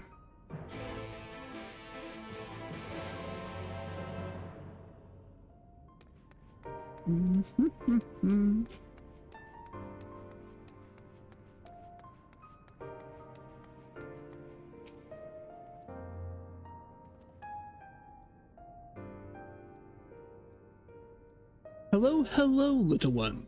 So rare is it to see one your size roaming about here? Come to learn about the Bureau, have we? I am here today to register a new creature. Boneless and with semi-translucent skin, it drifts through the air like a dancer on a summer breeze. Its tentacles trailing behind, it utilizes gas bladders to propel itself from place to place to see. I'll admit it's not the most elegant of designs. I've not shed a tear if it were rejected, quite frankly. But what can I say? I take pleasure in conceiving unorthodox designs. A beginner like you shouldn't take after me, though. If you're looking to pick up a few tips, you should probably ask someone else. Ah, is that my number that just called? If you'll excuse me.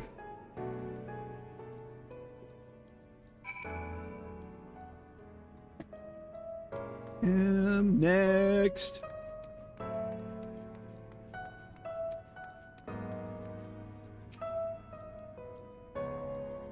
Are you the child that I saw speaking with the attendant earlier? I thought so. So young and already so eager to learn about the concepts and creations. That curiosity will serve you well, little one. I've been credited with a few popular concepts, I'm proud to say. I'm hoping that my latest will be equally well received. Autonomous figures.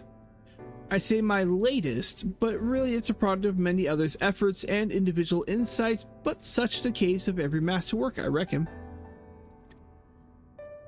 Autonomy notwithstanding, these creations know no fear. They are wholly devoid of emotion, and will without hesitation or resistance engage in any dangerous activity, even if death is assured. There's a beauty in that, I think, and I hope that the officials do so as well. I tell you, there's nothing more nerve-wracking and thrilling than the waiting period before you receive the result. I love it and hate it in equal measure. Anyway, that's all I've got to say about that. If you're still keen to learn more, why not pester that warrior wart over yonder? Come to think of it, I think their particular creation was designed to appeal to children.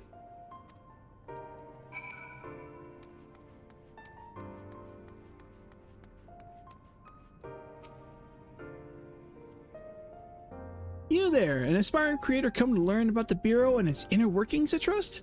That is all well and good, but since you're here, perhaps you can help me with a little something. I've been refining a concept of mine now for some time. Adorable little creatures designed to be the perfect playthings for any young citizen, but I'm still terribly unsure if it's ready to be submitted for approval. Which is why I'm hoping you might first put it through its paces and tell me, what do you think? Your honest opinion, I'll have no flattery from you, young lady. This matrix will allow you to summon my creations, but don't use it here. Take it outside first, and don't be afraid to play rough. It's all part of the fun.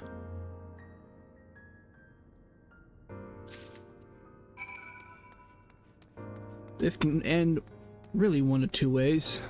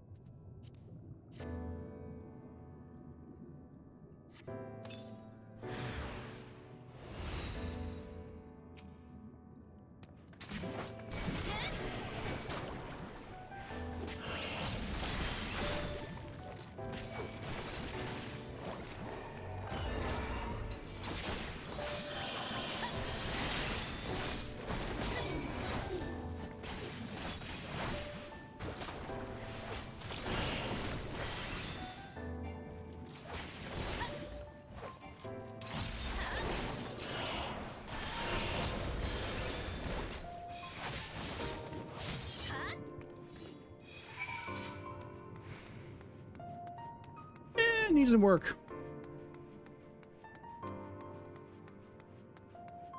Needs a little bit of work.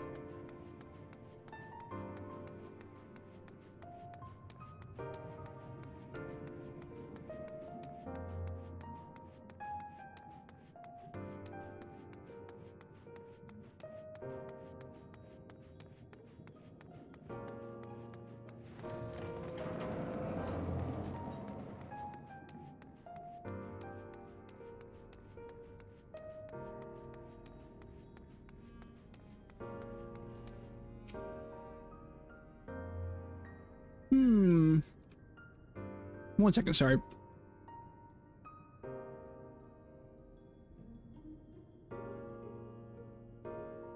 I didn't time my M&M munching it to when I clicked on the button. So, how did you find my lovelies? Were they as delightful as and engaging as I hoped? Tell me everything, spare no detail.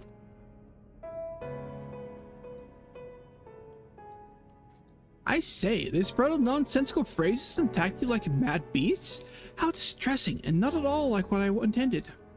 My sincerest apologies to you, little one, for the unpleasant experience.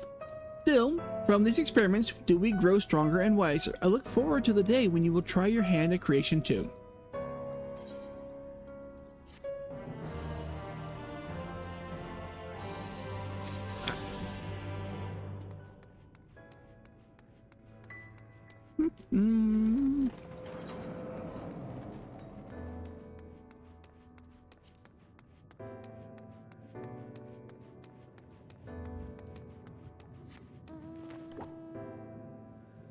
To the crystal.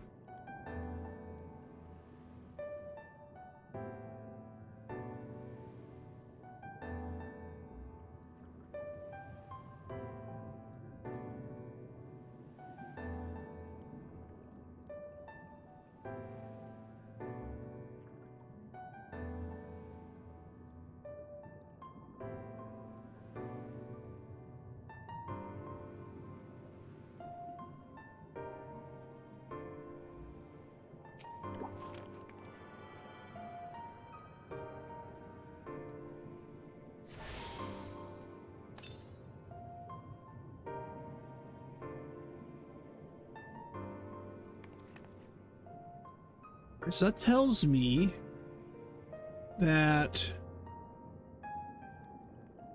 it's gotta be somewhere in that spot right there.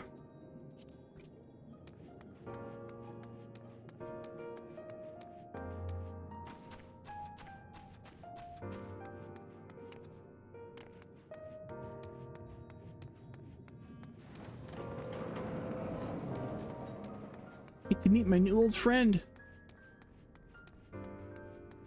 Hopefully. I think this is when we get to meet our new old friend.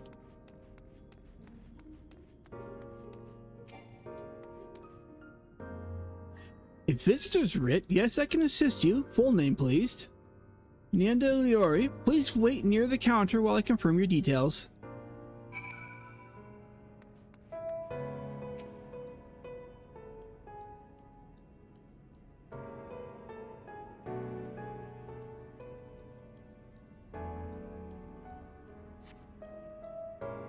Ah, Nanda, your application is ready for collection. As your residency was approved by MSQ himself, further forms of identification will not be required. Here are your application documents. Submit them at the Bureau of the Secretariat, and the clerk will issue your visitor's writ for the capital. Where am I going? Over there. Okay.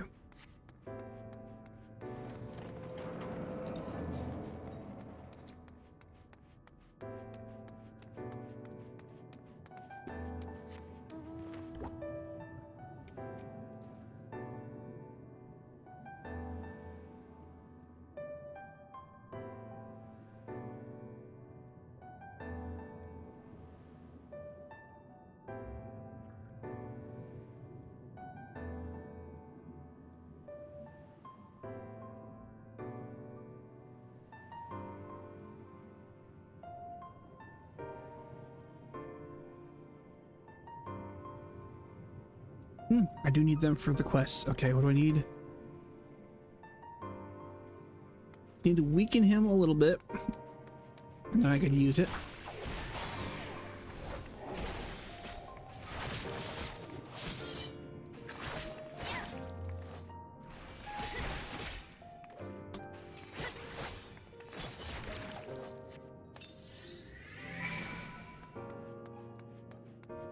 Got him.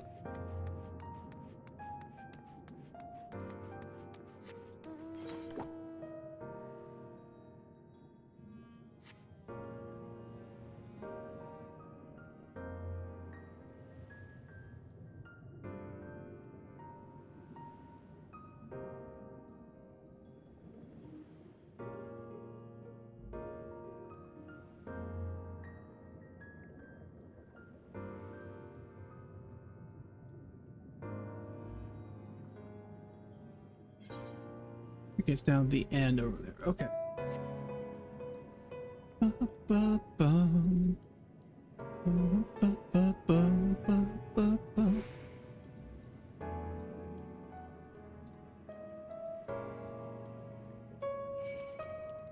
No, I'm not. I've already made friends with another one of you. We're not going to do more.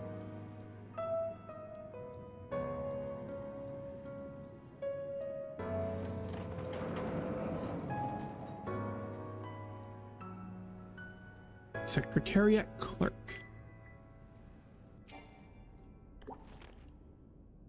Next, please.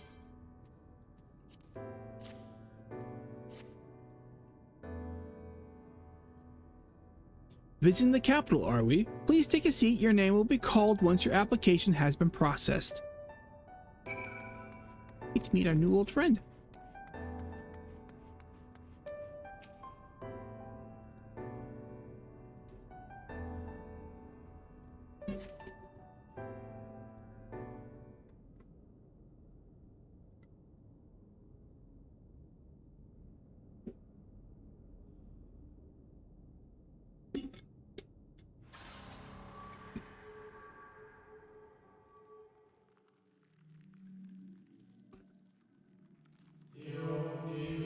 May I?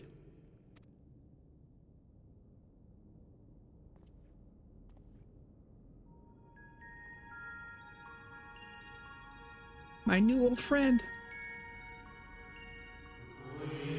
You, I think, are from a time beyond ours. Have you followed in the wake of MSQ? Nay, there is no cause for alarm. I am simply a shade. Here and not here. I know only that my name is Hythlodaeus, and that this city is a recreation, a phantom moment plucked from the well of its history. My new old friend Hythlodaeus.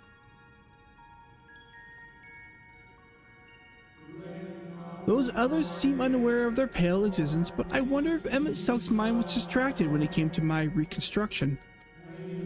A stray thought would have been enough. Hythlodaeus would realize the truth. For example, we were close friends once, you see.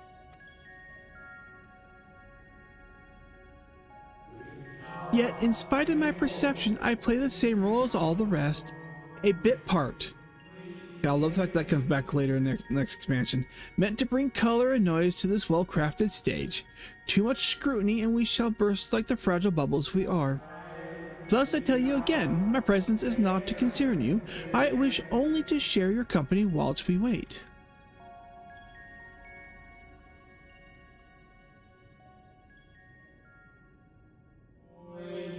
If you've come this far, then you know the catastrophe which awaits us on the morrow.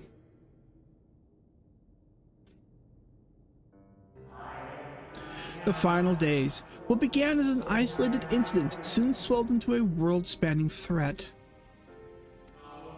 The Convocation of 14, well, it was 13 at the time, endeavored to create a will for our star. They would repair the fundamental laws of order and halt the spread of destruction. But creation on such a scale required an immense source of power. Of those of us who still live, nearly half offered up their lives in the name of salvation.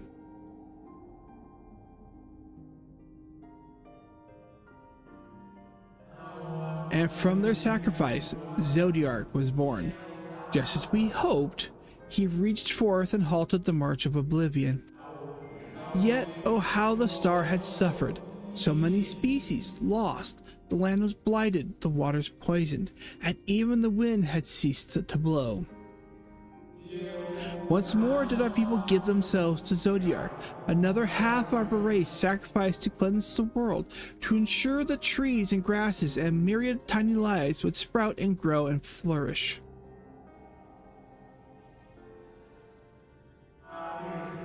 The cycle of life had begun anew, and we reconsidered the means by which we might protect it. The convocation decided thus.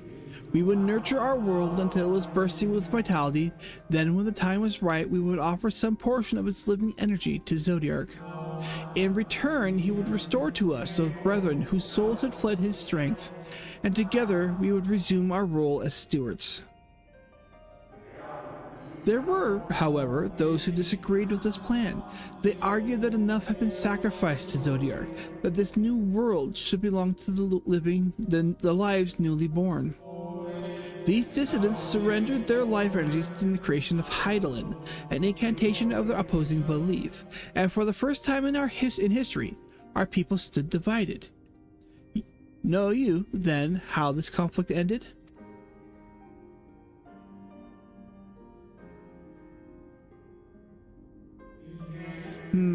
I thought you might.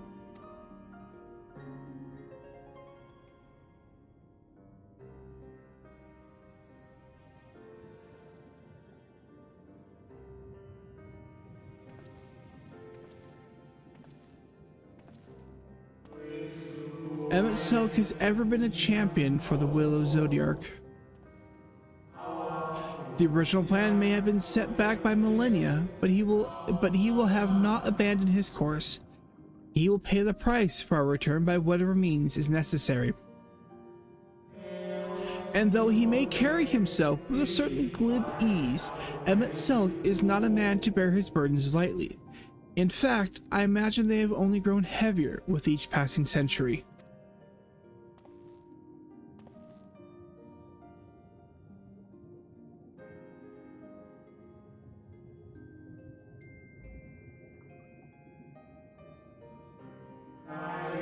"'Tis a truly terrible weight he has chosen to carry."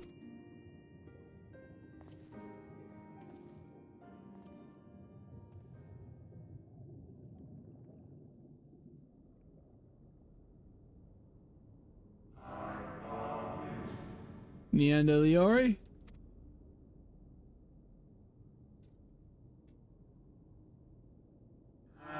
It seems your turn has come. Pray do not let me keep you.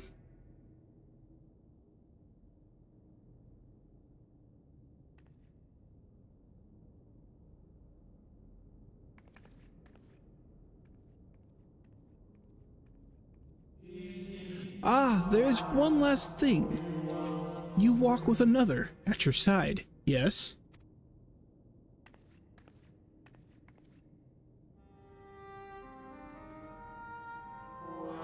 Nay, I see no definite form, just the faintest suggestion of a second soul. I doubt it's visible to anyone but me. Otherwise, I assume only you can see and hear this ethereal companion.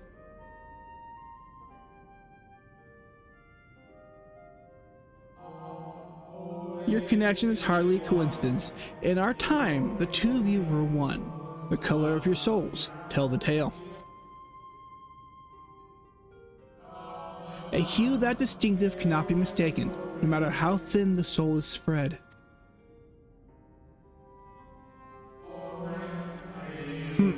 This is just the kind of fate I might expect for one such as she. Surely MSQ has recognized a hint of her in you.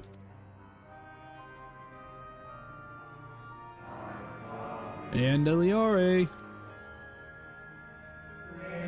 Fare you well, my new old friend. May you find what it is you seek.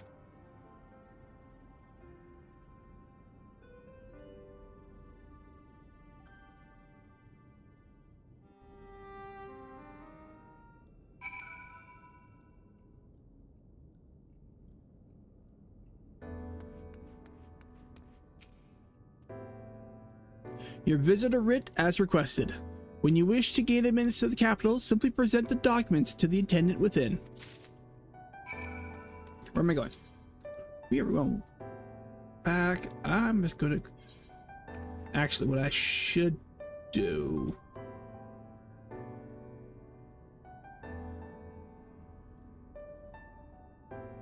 I don't know where... screw it. I will go back here, and then I'll worry about the either current later.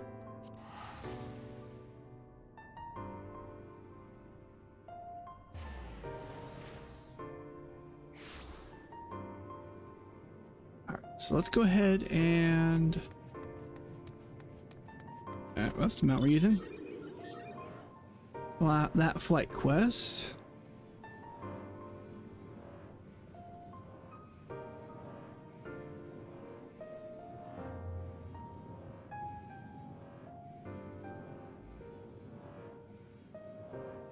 I should actually, because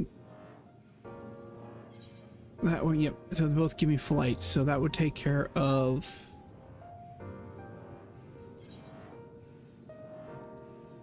all my flights. So I should just go ahead and take care of that, because then I can fly.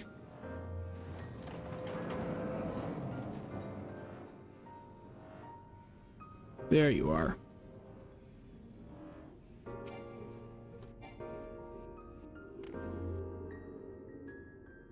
Welcome back, little one. Did you succeed in binding a cubus?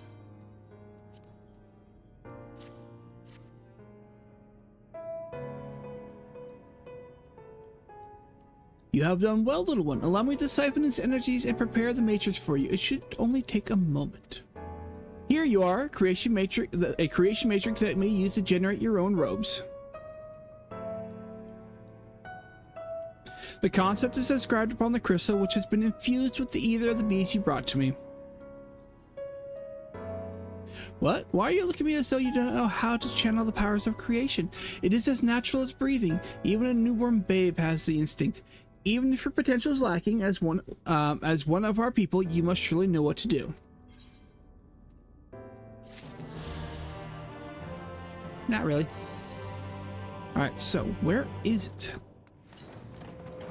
Northwest is what's telling me. 577 yalms northwest. So I passed it on the way in, if that is correct. So let's go find it. Up the elevator we go. And I'll just port back, then talk to everybody when we get done.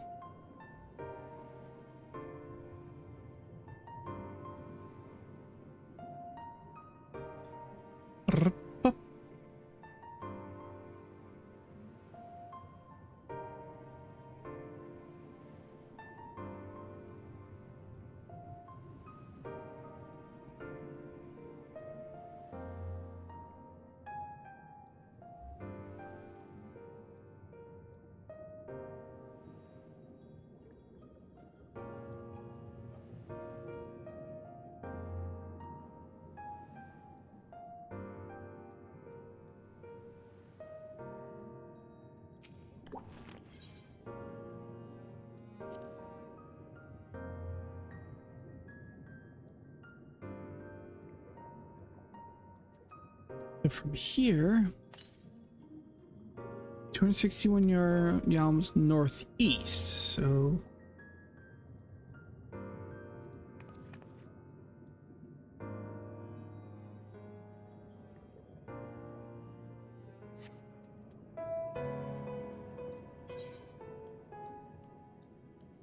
that's tell me it should be okay. Down below in the, okay, so it's in that area. Should be in that area.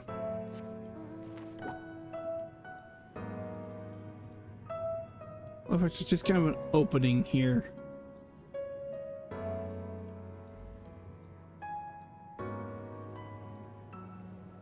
One thing you get from feeling you get from Mama, very much BioShock feel for the architecture.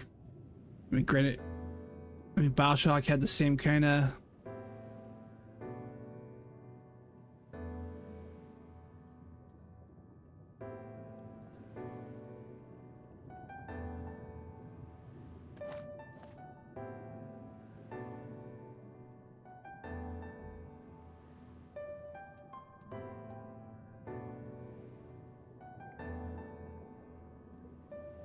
Oh, there it is, right there. It went right by it.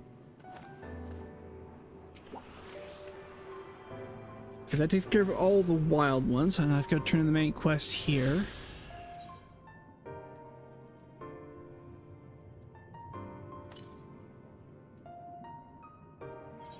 Let's just be faster. Let me do this. Then I can actually fly.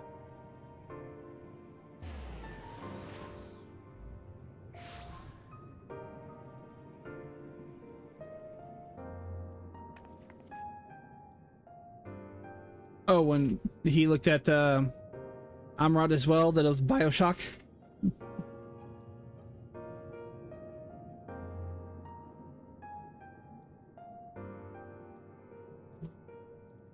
I mean, I'm sure Bioshock had some influence on the design, because Bioshock came out, God, when did Bioshock come out? 10, 15 years ago?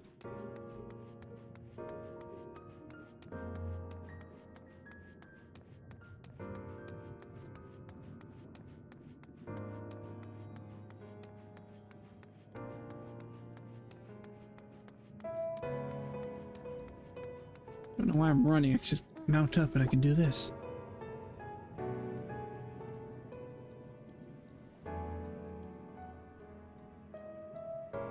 Thank grid. Alright, finally, you were gone so long I was on the verge of mounting a rescue party. How fare you in your bureaucratic ventures? Red tape, man. Red tape.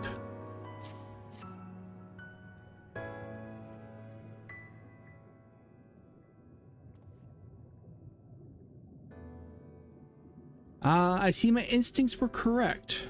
A good thing too, Urianger and I weighed our chances of breaking into the capital, and an official entrance is by far the more attractive option. The capital boasts us not a single armed sentry. It would seem that in their time they did not deem it needful to post guards. The windows and doors, however, appear heavily warded. Though mightily did we strive, with strength mundane and magical, we failed to budge them even a fraction of one ilm. Mayhap 'twas simply in the case that MSQ's recreation did not extend to their usual function. We didn't try everything, of course, but we thought it best to conserve our time and energy for more pressing matters. Okay, did it come out in 2007, so...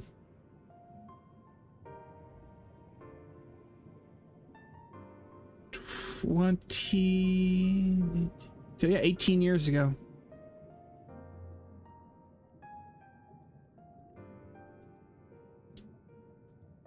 I mean, the game itself, the original game still holds up, but then of course they remastered it, which looks even better. Speaking of which, Reen and I tried asking about a cure for you. The problem is these ancients didn't exist beyond Amrot's today. They will happily tell you their tell their own tales, but whenever we attempted to explain our situation, the conversation quickly became muddled.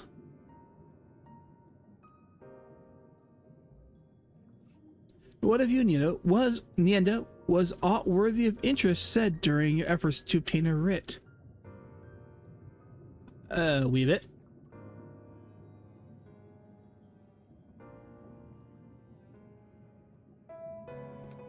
A great sacrifice of life in exchange for the brethren's resurrection. And you say all the Ascian scheming has been leading to this?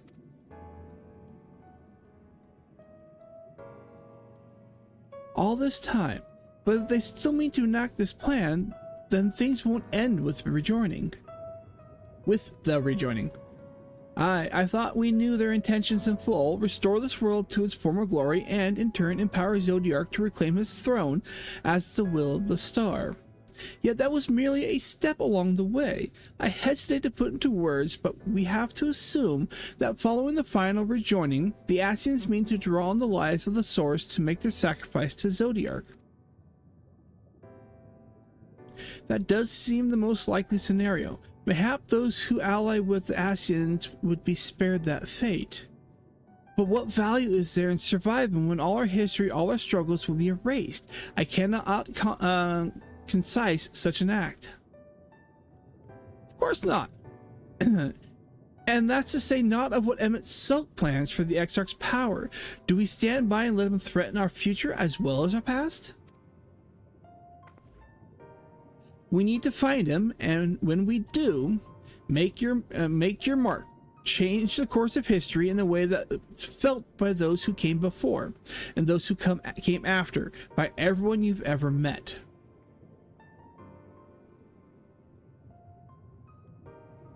Change things so that even my other self, dying somewhere in that future calamity, will smile and say, "I knew you would win."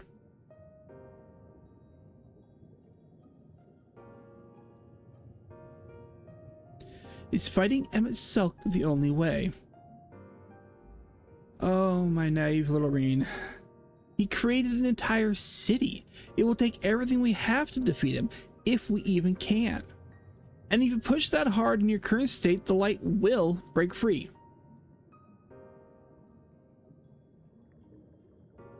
The decision to press on lies with you, just as it lies with each and every one of us.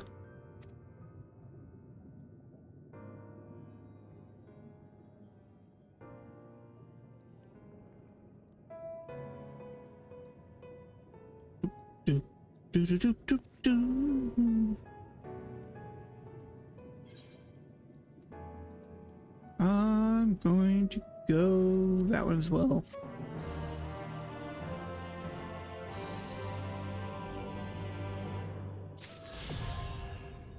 I can fly, I can fly, I can fly. Do you remember the talk we had atop the tower in Mordsu? I'm still the same mind now as I was then. I don't abandon you, you don't abandon me, and together we make a difference in this fight. There's always hope if we look for it. I saw it again and again as you tore those veils of light from the sky.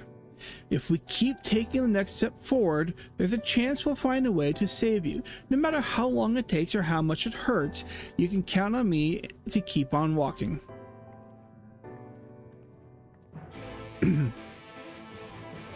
I think I talked with all of them. Bothri spoke of the disaster we would bring upon our own heads, the ceaseless conflict. I imagine how he would sneer to see what has become of the first, not to mention your perilous predicament. And yet, who can deny the fire your deeds have ignited in the people's hearts? You achieved what my logic and ideals never could, uniting desperate people under the banner of hope and common purpose. Without you, the giant talus would never raise its head. I have borne witness to many such miracles at your side, and would do so again. This is but another obstacle in the road. So come, let us travel it. Direct me through wonder and danger as you are wont to do, and I shall endeavor to not slow you down. Next, Oleanje. As well thou knowest, if we are to usher Emmett Silk into his rest, we must needs bind his Ascian soul, and then shatter it with overwhelming force. The former task requireth our oversight, and such have I prepared upon the Exarch asking, no less, though 'twas ever mine intent to provide said boon. The further whence our noble friend doth hail would fall into Ascian artifice, he would not see such grim history repeated. In a sense, Emmett Silk's destruction will be the culmination of the Exarch's efforts, a reward for all he hath endured these many years. Yet even as thou stridest, speaking as Urianger can be difficult. I give props to the voice actor. Even though as thou stridest into the jaws of peril, forget not but that his fondest wish, that and that of many others beside, is to see thee survive unto the morrow. 'Tis in pursuit of that happiest of outcomes that I do pledge to remain at thy side.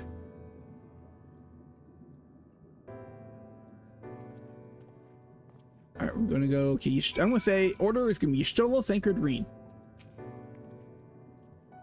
Our time in the first has been a never-ending succession of trials, as arduous as our path in the source ever was.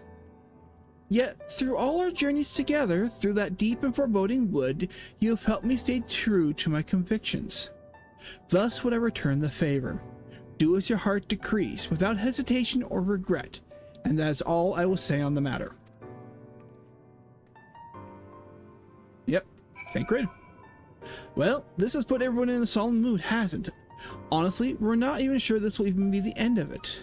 But I suppose we should speak our minds when we have the opportunity. You taught me that much in Amarang. So forgive me this moment of sentiment. By dragging me into this sorry mess, you've given me the chance to think and act as I should have, for Reen's sake. Words cannot express how much this has changed my life, or how grateful I am for your support. So I shall express my gratitude through action instead. No matter where you decide to go, I will be there, guarding your back. Yep. And Reen.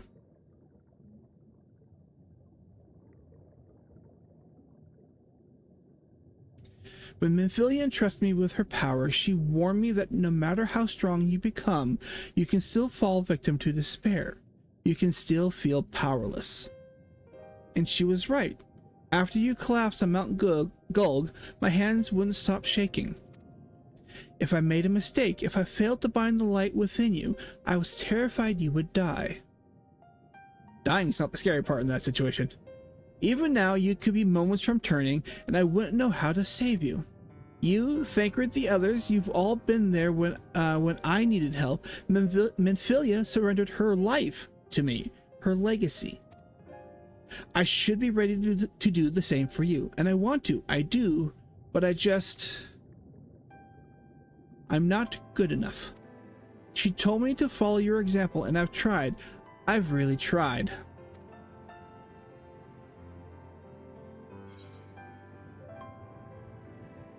Let's see, then you shouldn't hang your head, or I'm not asking to be saved. I said, don't hang your head.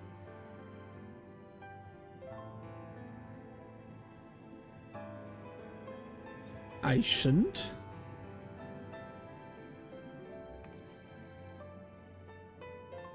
See, I didn't start this way.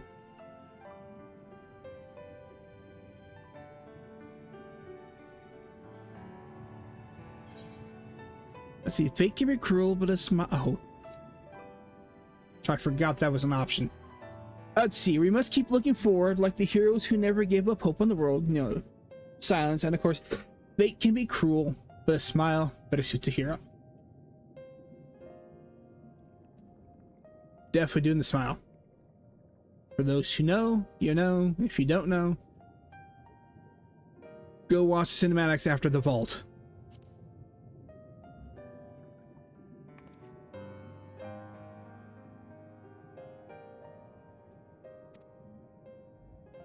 I'm not sure Actually, never mind. I think I'll understand better if I try it for myself.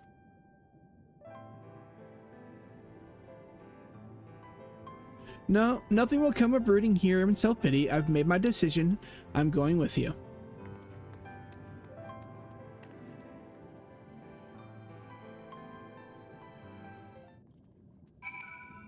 Forgot that was an option.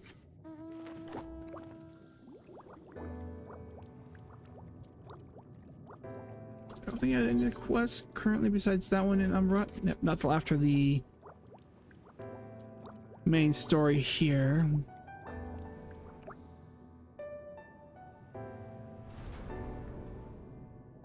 Alright, attendant, I have my stuff.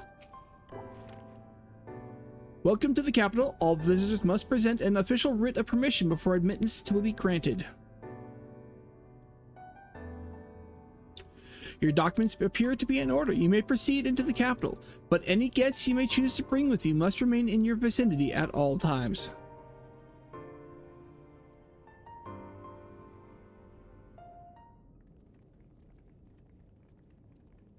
Can't remember if this one was voiced.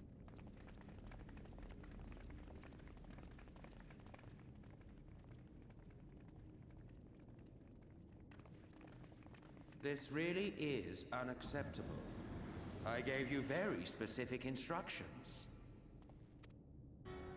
Emmett Sulk.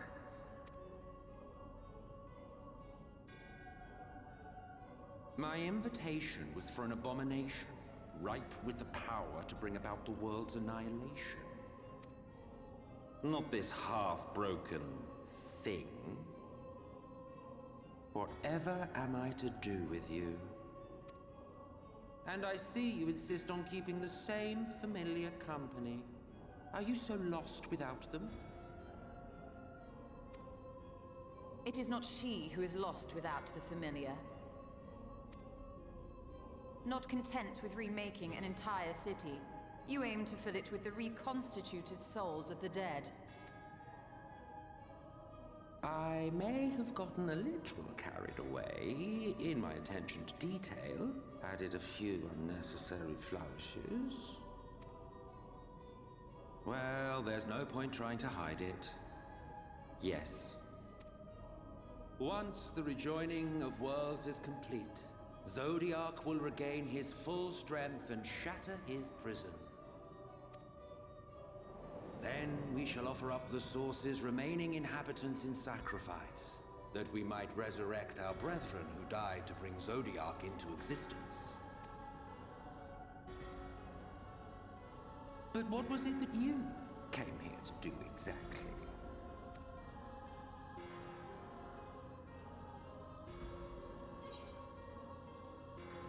Let's see. I came here for the Exarch. Man, to stop you. I kind of won the same. Well, you can't have him. The wisdom that man guards may open up new worlds of possibilities.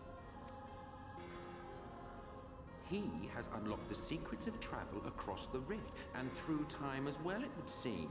Quite an accomplishment for one of his incomplete nature. I must explore the limits of his capabilities and harness that power for the Ardor.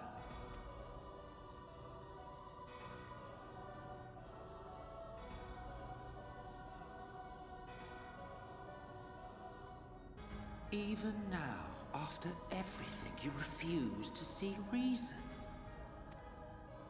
You think it unfair that you are subject to suffering? That your lives will be sacrificed for the Ancients? Look at me!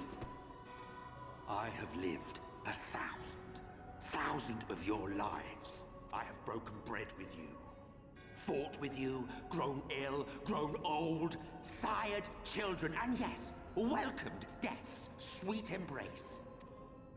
For eons have I measured your worth and found you wanting.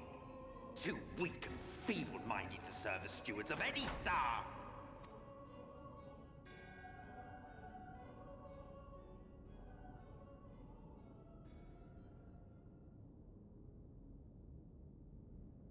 Have your recent spats with Vorthri and his Sin Eaters taught you nothing?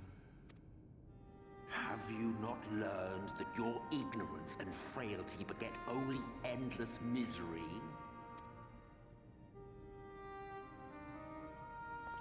How long do you mean to perpetuate this farce? How much more must I endure your bumbling interference?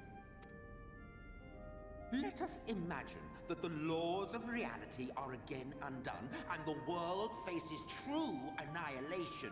Do you honestly believe that half your number would sacrifice themselves to save the other? Of course they wouldn't! And if you had witnessed history unfold as I have, you would reach the same conclusion.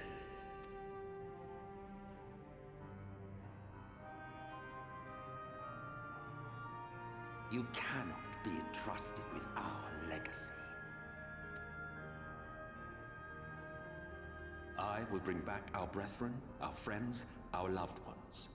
The world belongs to us and us alone.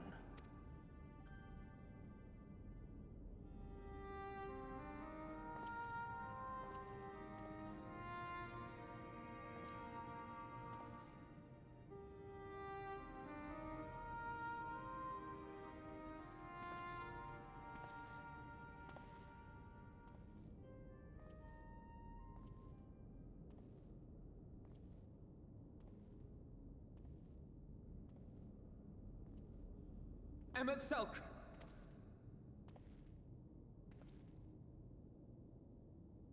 We understand, truly, but it makes no difference. The ones you love are in the past, while ours are here in the present. One day, we too will be ashes and dust. But not today. Our time is not yet finished.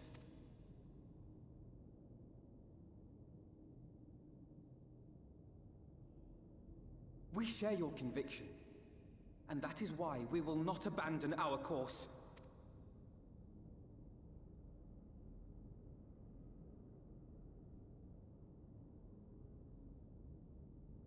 You think us the same? You think your tattered soul of equal worth to those I lost? Then come. Earn your place. Prove yourselves worthy to inherit this star.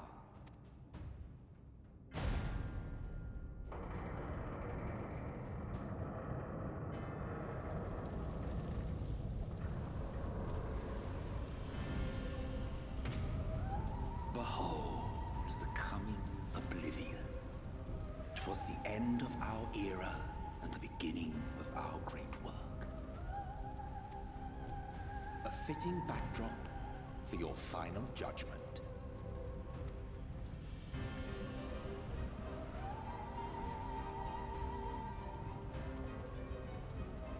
I shall wait within, but do not spend too much time on your preparations. There's no telling how much longer the guest of honor will last.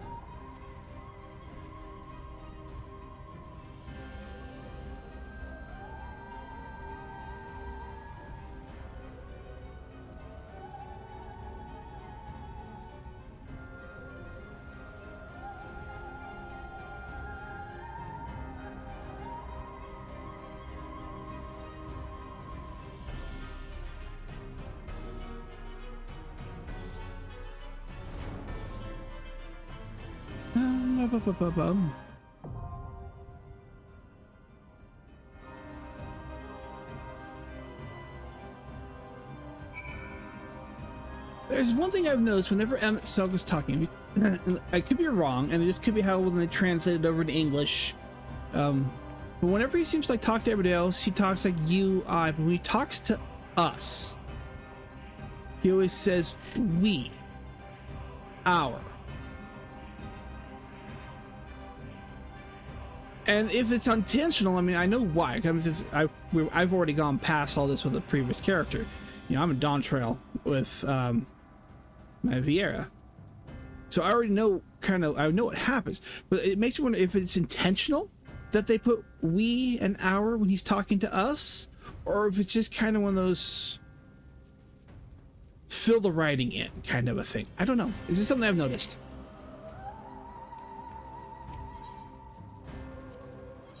Right, who they recommend? Afano, Alice, and Thancred. I think I'm... Oh.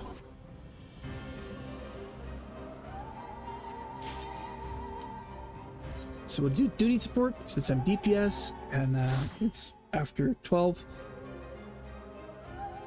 We'll be waiting forever if I try to do an actual support.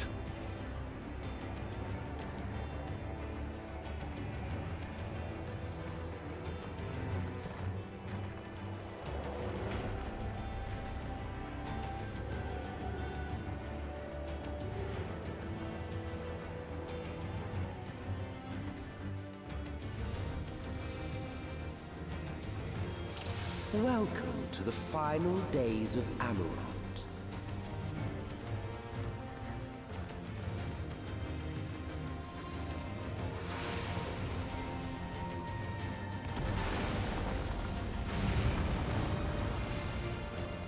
The fabric of our star began to fray, and the unchecked energies of creation begat malformed beasts.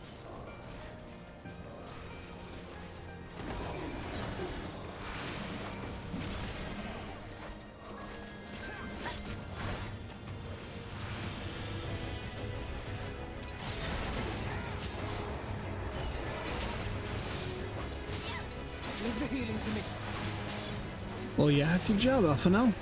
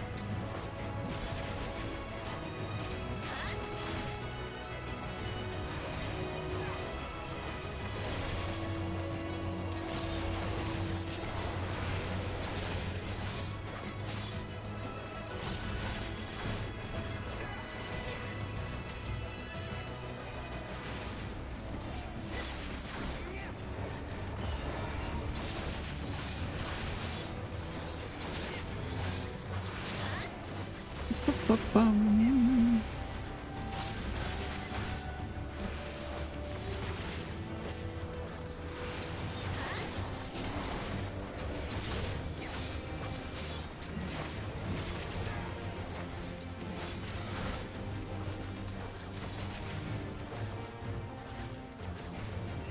Oh, target next person, so he's dead.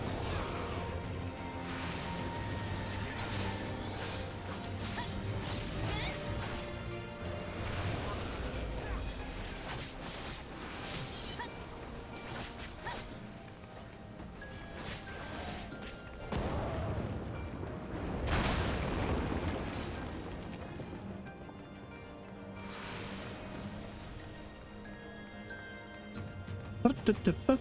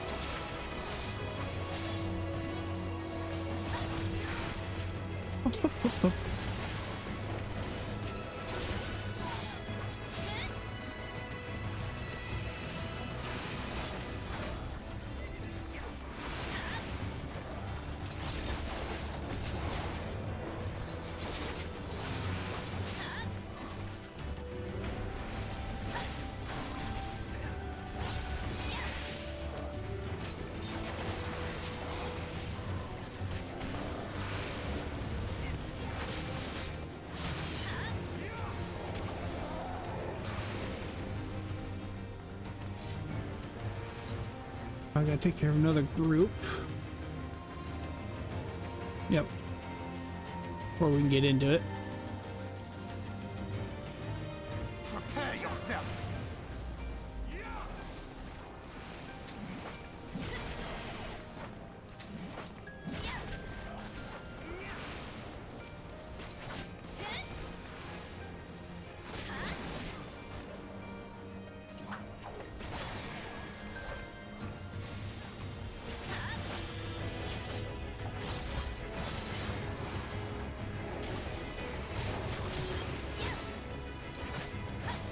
Ba-ba.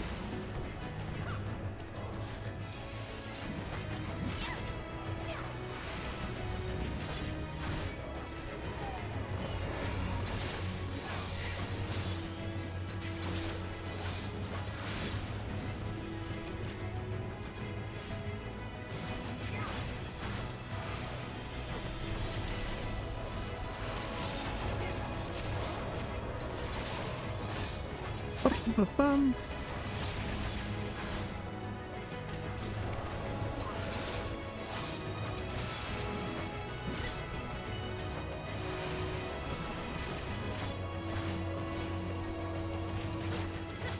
He's on left, so Just as prayer gives rise to pride, our dread may manifest our deepest fears.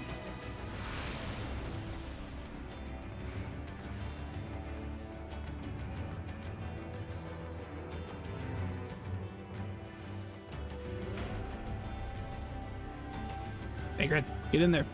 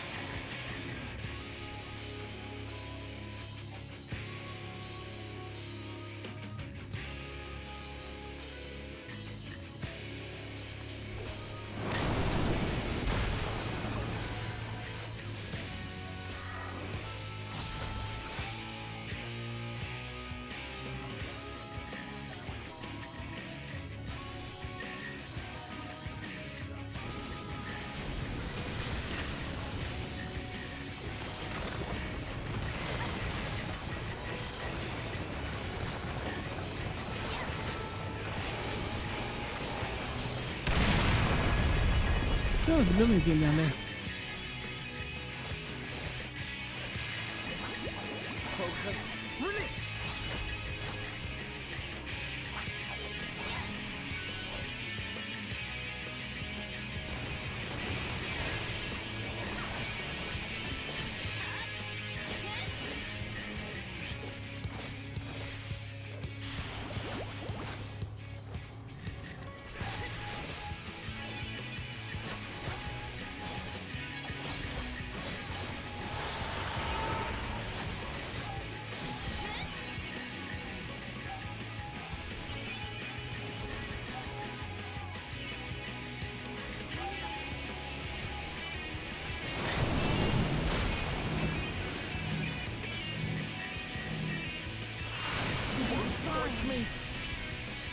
Oh shit, we lost Alpha now. On your feet.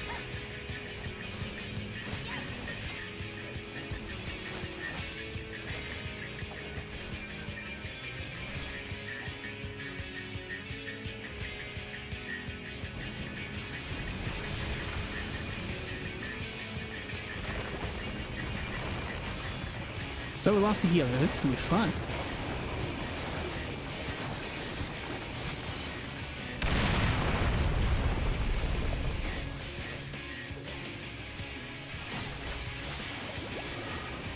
Pay me back later. Time to redeem myself.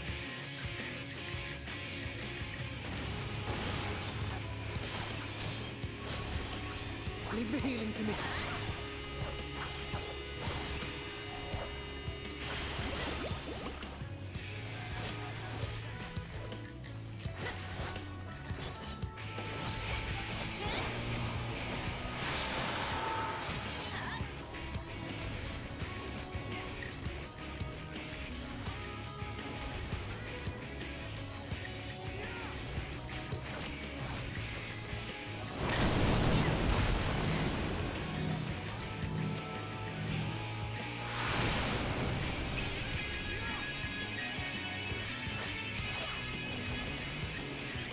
Okay, he's following me. Got it. This is gonna hurt.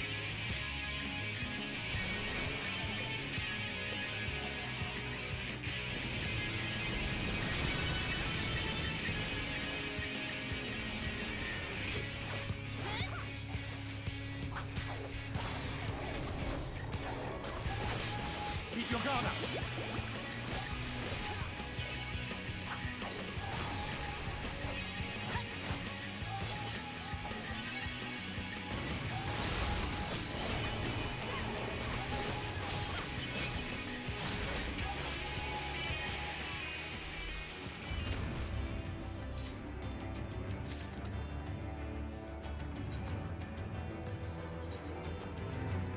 Need maiming for Reaper.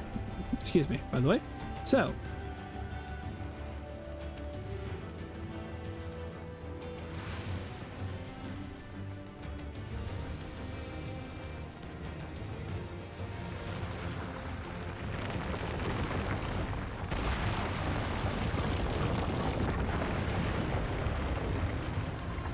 You know how strong that stone was supposed to be. Vankrit, get up there. Your job is a tank.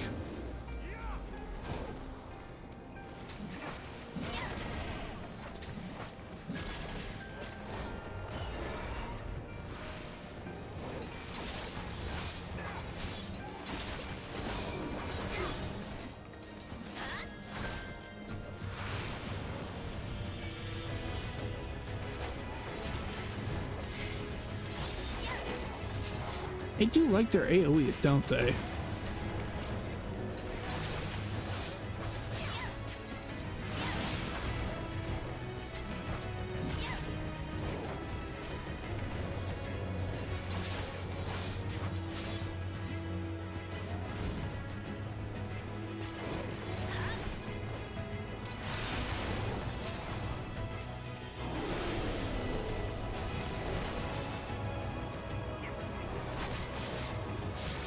There we go.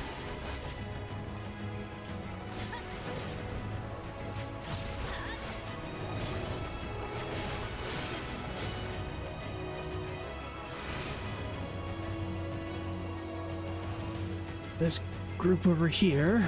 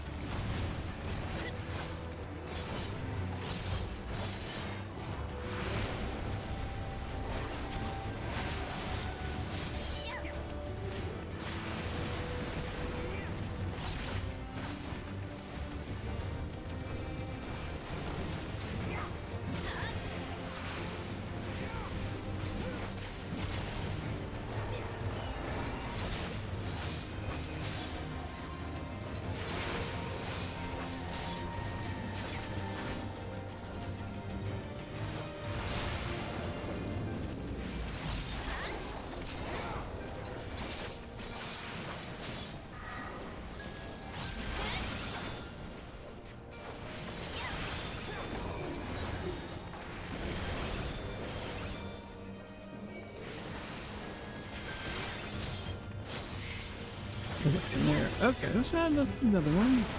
Prepare yourself. The land buckled.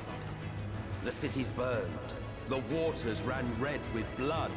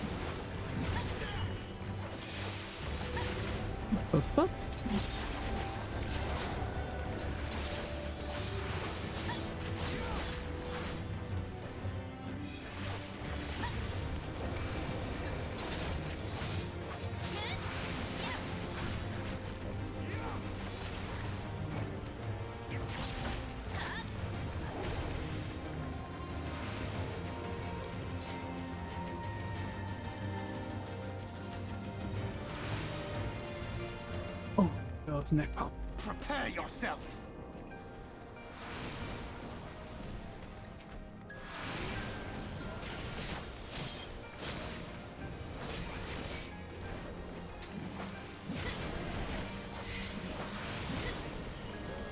Figure out the detonator here.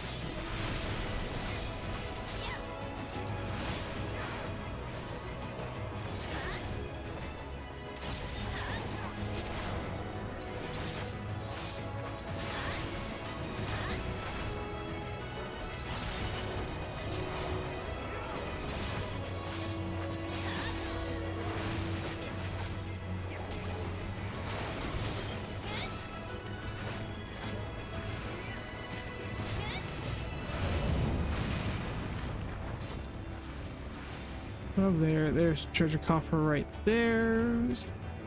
Anything good? Aiming. Yeah, I'm great for ranged DPS.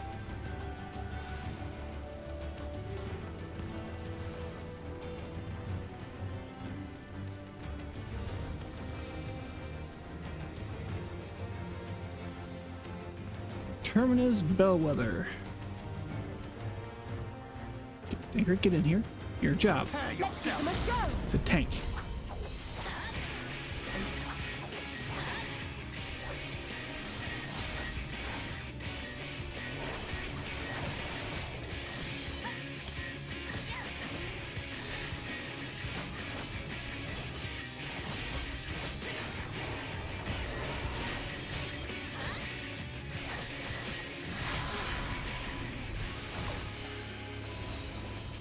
What am I doing?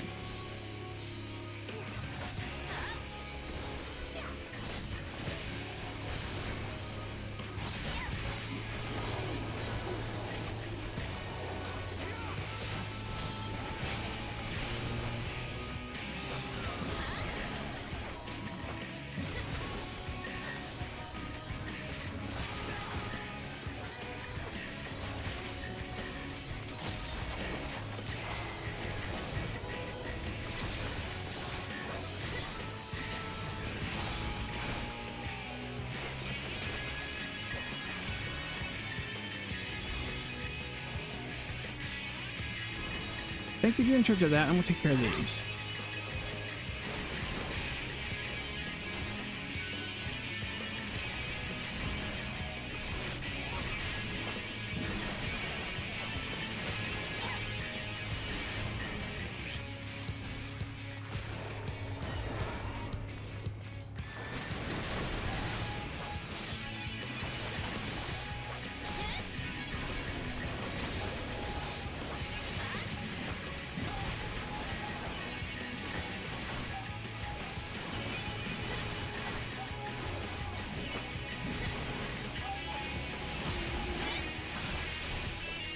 All the stuff everywhere.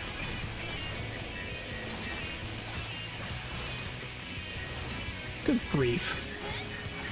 How many of these we gotta go through?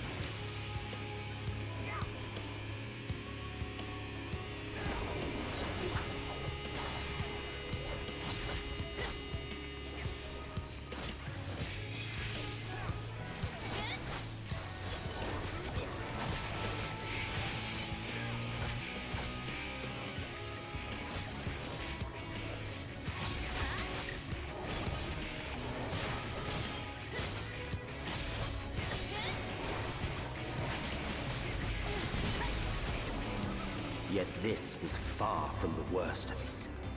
Come, and I will show you. After I heal, hold on a second. Ah, buggerness. Patient old man.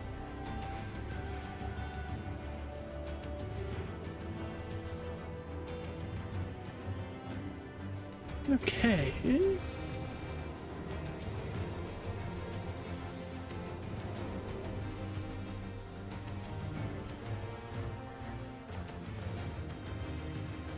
Just a little further, and you will see the end of a world. He's kind of cool though in his own way.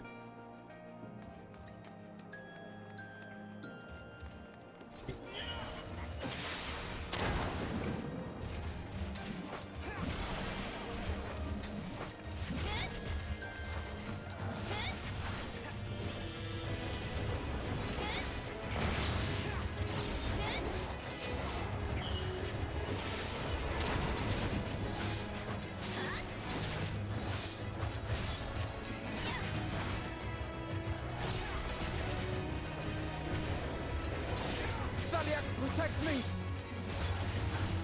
Oh, but are you dying again?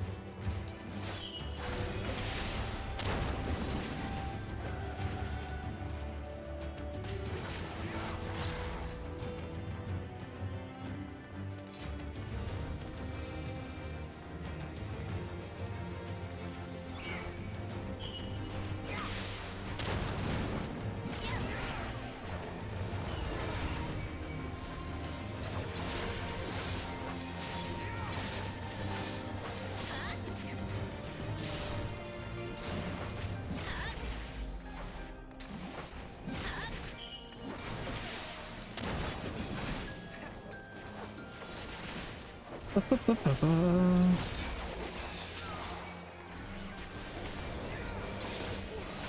the healing to me.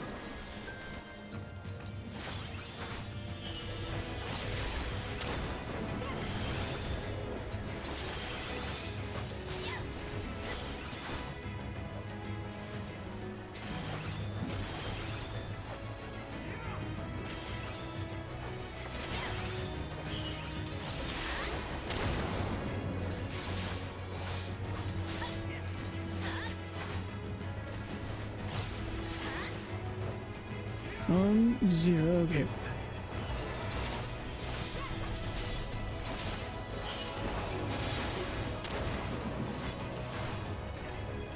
You underestimate me.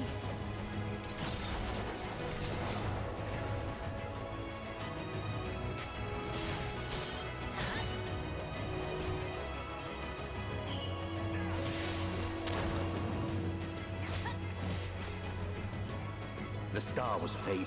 We saw we had to weave its laws anew.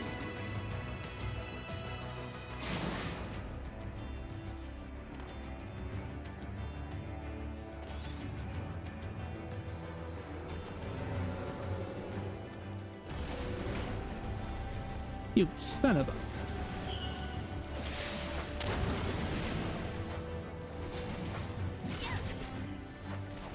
Alright. One button there.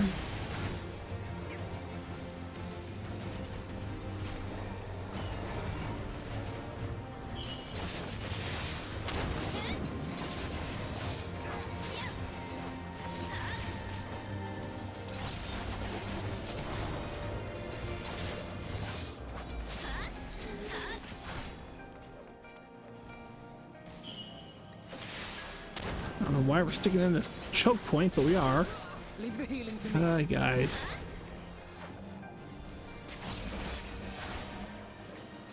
Leave the healing to me.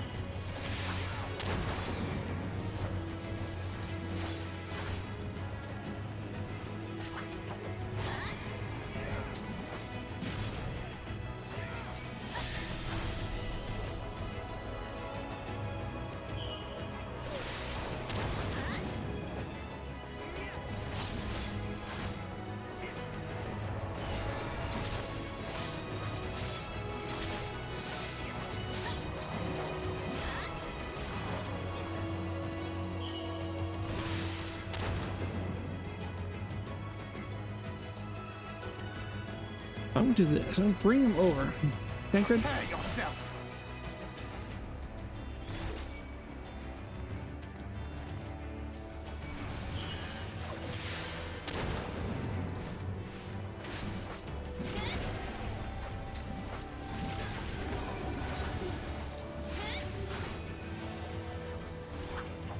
Leave the healing to me.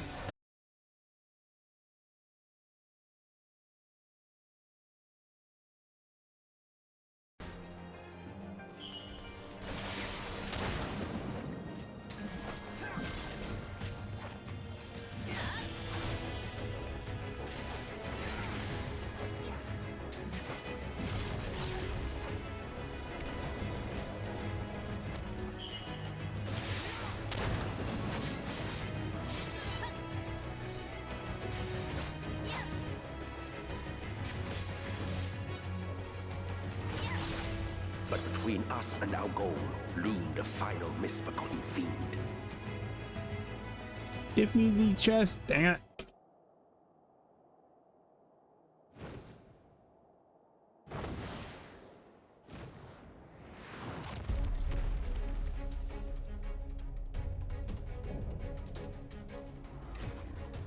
Sonic, the riddle. Okay, so whose head did the heat come out of?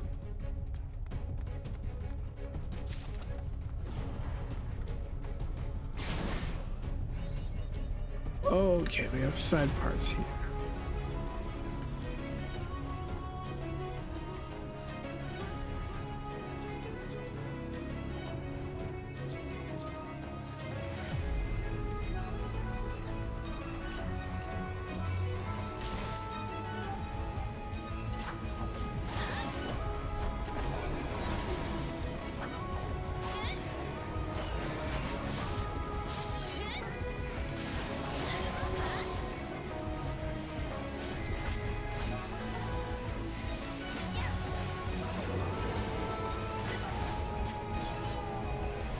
Damn it.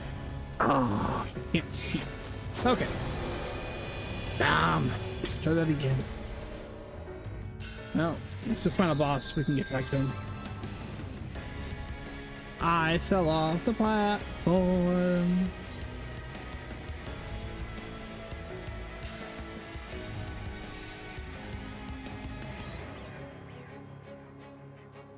Okay.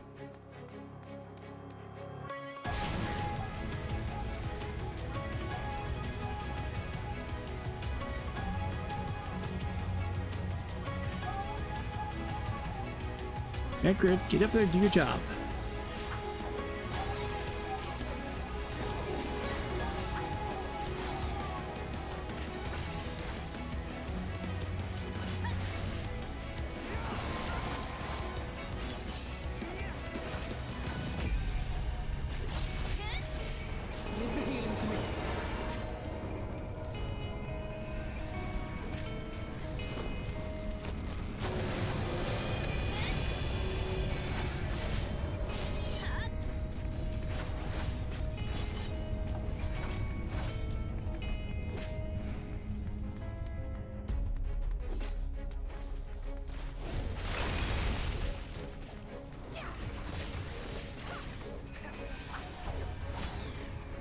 You underestimate me!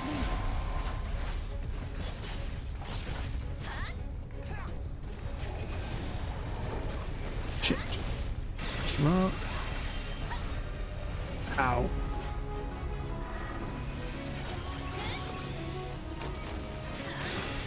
You son of a biscuit much.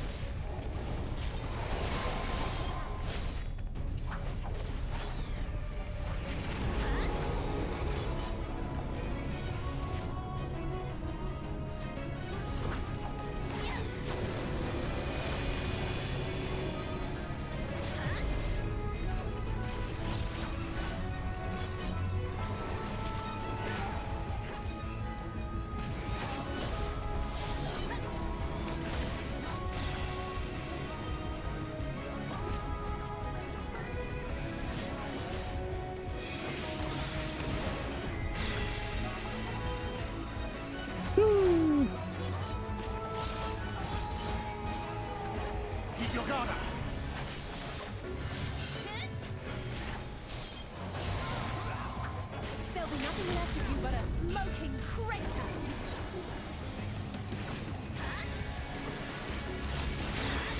shit. Woo-wee. We're gonna have that up.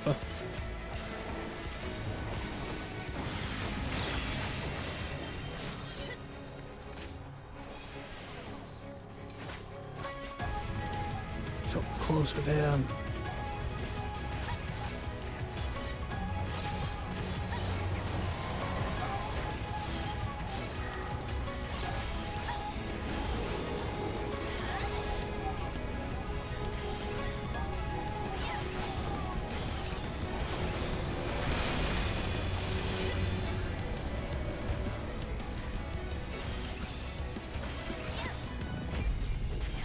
There we go. Just took 2 tries. That's all.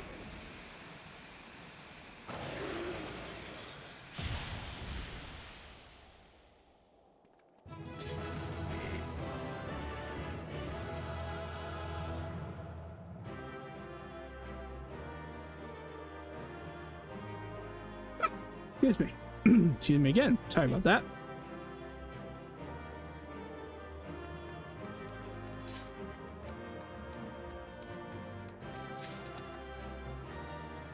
No minion? Alright, fine. Try this.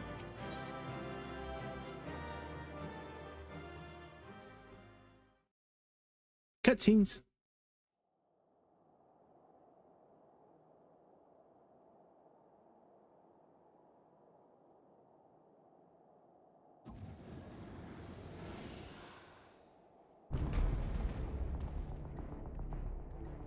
Well, well, you prevailed. Boom. And I sort of prevailed. Nevertheless,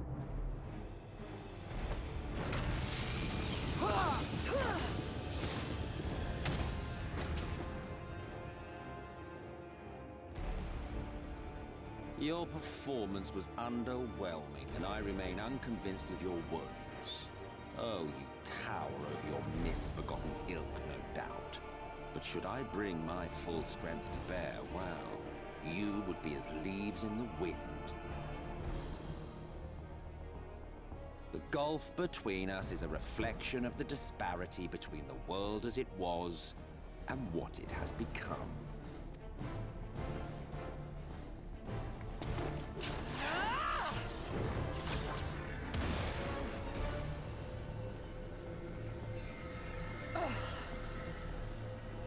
Our worlds may not live up to your lofty standards. But they are our worlds, our homes, full of life and love and hope. And we won't stand by and let you destroy them!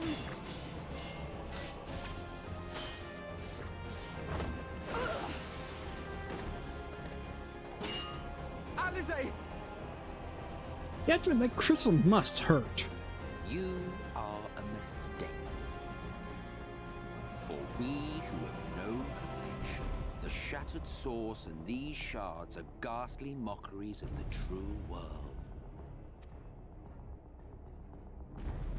The ephemeral lives you exalt are pale imitations, utterly devoid of meaning.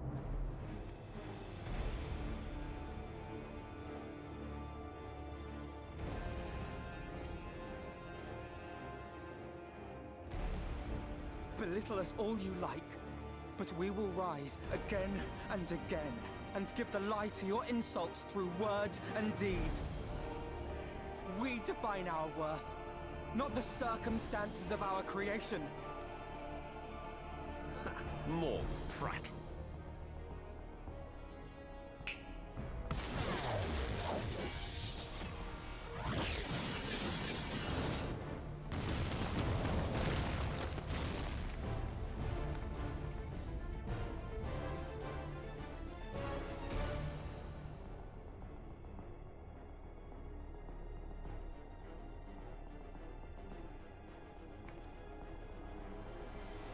Fool, who are you?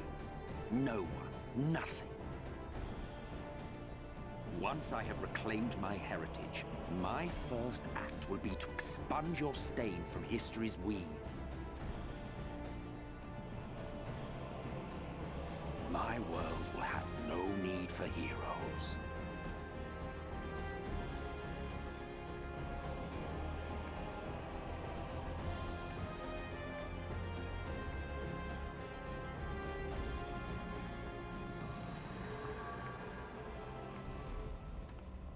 Still fighting the good fight.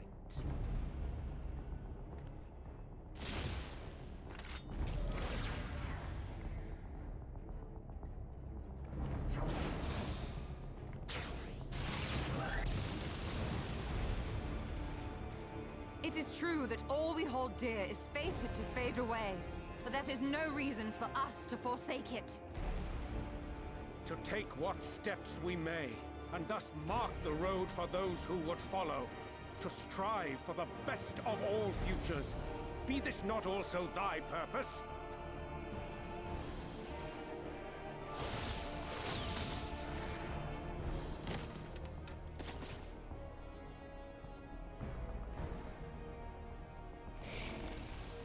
Do not presume to speak of my future.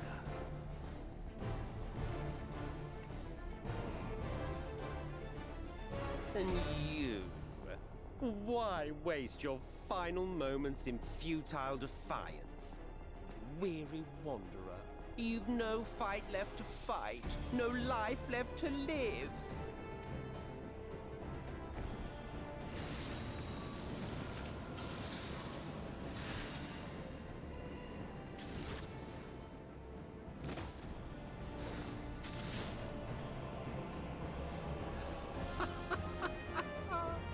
You see, the light. Oh, I need to skip Surrender that. to your fate, and let the transformation take you. Rise up in madness and fury. Devour the vermin infesting the land which is rightfully ours.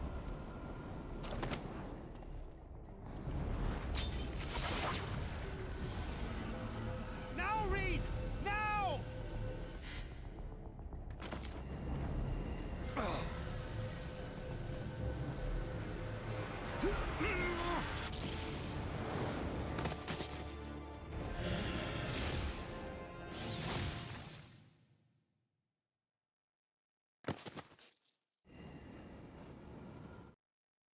Fight it. You have to hold on.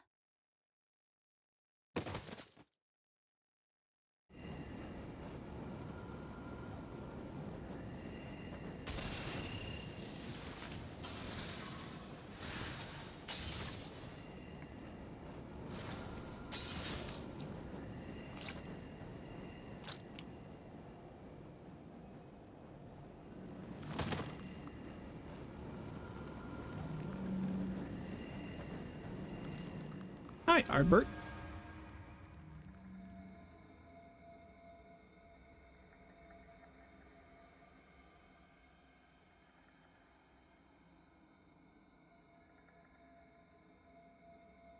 If you had the strength to take another step, could you do it?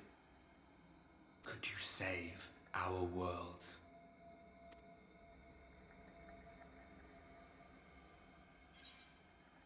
For those who don't know, is you know I could, and what all by myself? I'm gonna what all by myself? Question mark.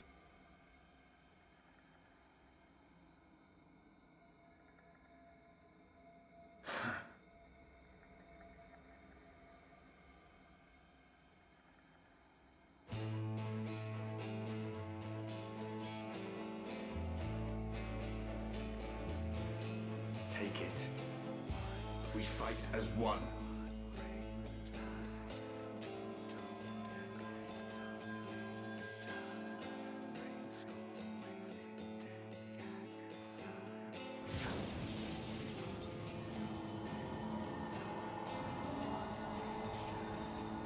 This world is not yours to end.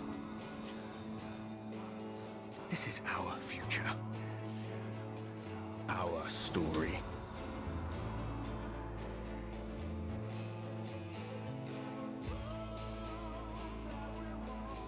No, it can't be.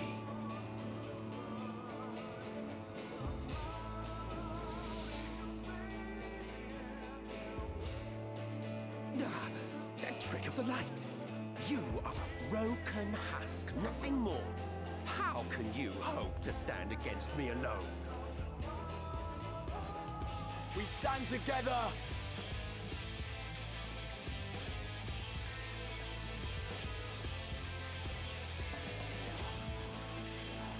How... I'm surprised you can stand at all.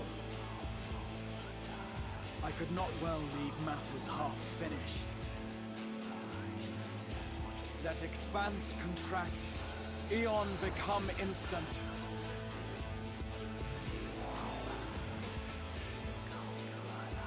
Champions from beyond the rift, heed my call!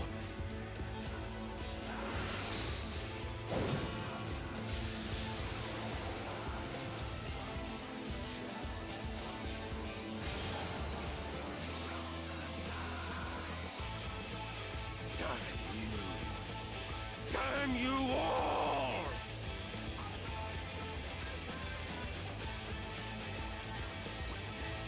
Let's see here.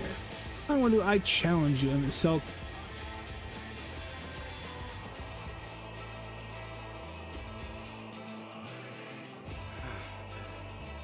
Very well.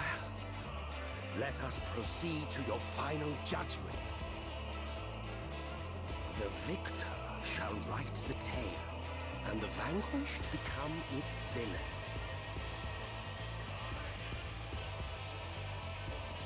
But come, let us cast aside titles and pretense, and reveal our true faces to one another.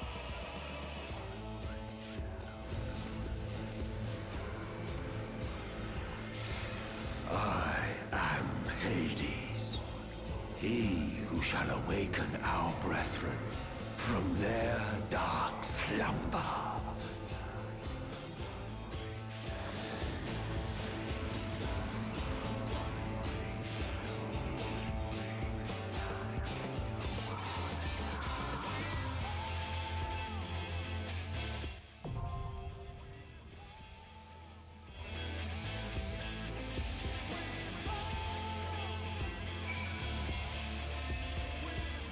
Okay.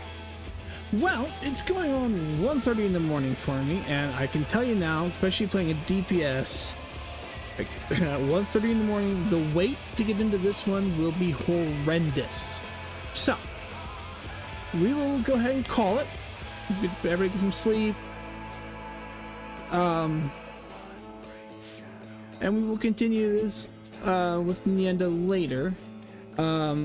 Friday, just as that Friday, which normally is when I end up playing Final Fantasy a lot of times, is Halloween. If things work out like I hope they do, I will be joined by my lovely wife, Ms. Amanda. We'll be playing Demonologist, trying a spoopy scene, a spoopy stream on Friday. The course of the week, because again, it's the week of Halloween. Going to be doing more. Yep. I even have her own emote on there. Be doing more, probably more scary games again. Not one of those probably, unless they do short ones that we're going to finish. But just, you know, instead of playing the normal games I would be playing over the course of the week, we'll be playing again more spooky, spoopy, horror-ish, depending on how much I can handle, because I'm going to ape the phrase from The Only Ryan. I'm a baby back bitch when it comes down to horror games. I'm stealing that from the man. That's just what it is. But I do this for Halloween. So, but yeah, so we'll plan on doing Demonologist with the lovely Miss Amanda on Friday. Probably won't do Witcher. We'll do something else again. We're going to do spooky, spoopy, kind of creepy. I mean, maybe we'll blow in some Bioshocks as a product. That actually kind of has a slight creepy factor to it. We'll figure it out. So, thank you everybody for watching. If you're watching later on Twitch or the YouTube VOD channel, views are greatly appreciated, especially if you made it this far. and I will see everybody later. Have a good night. Bye now.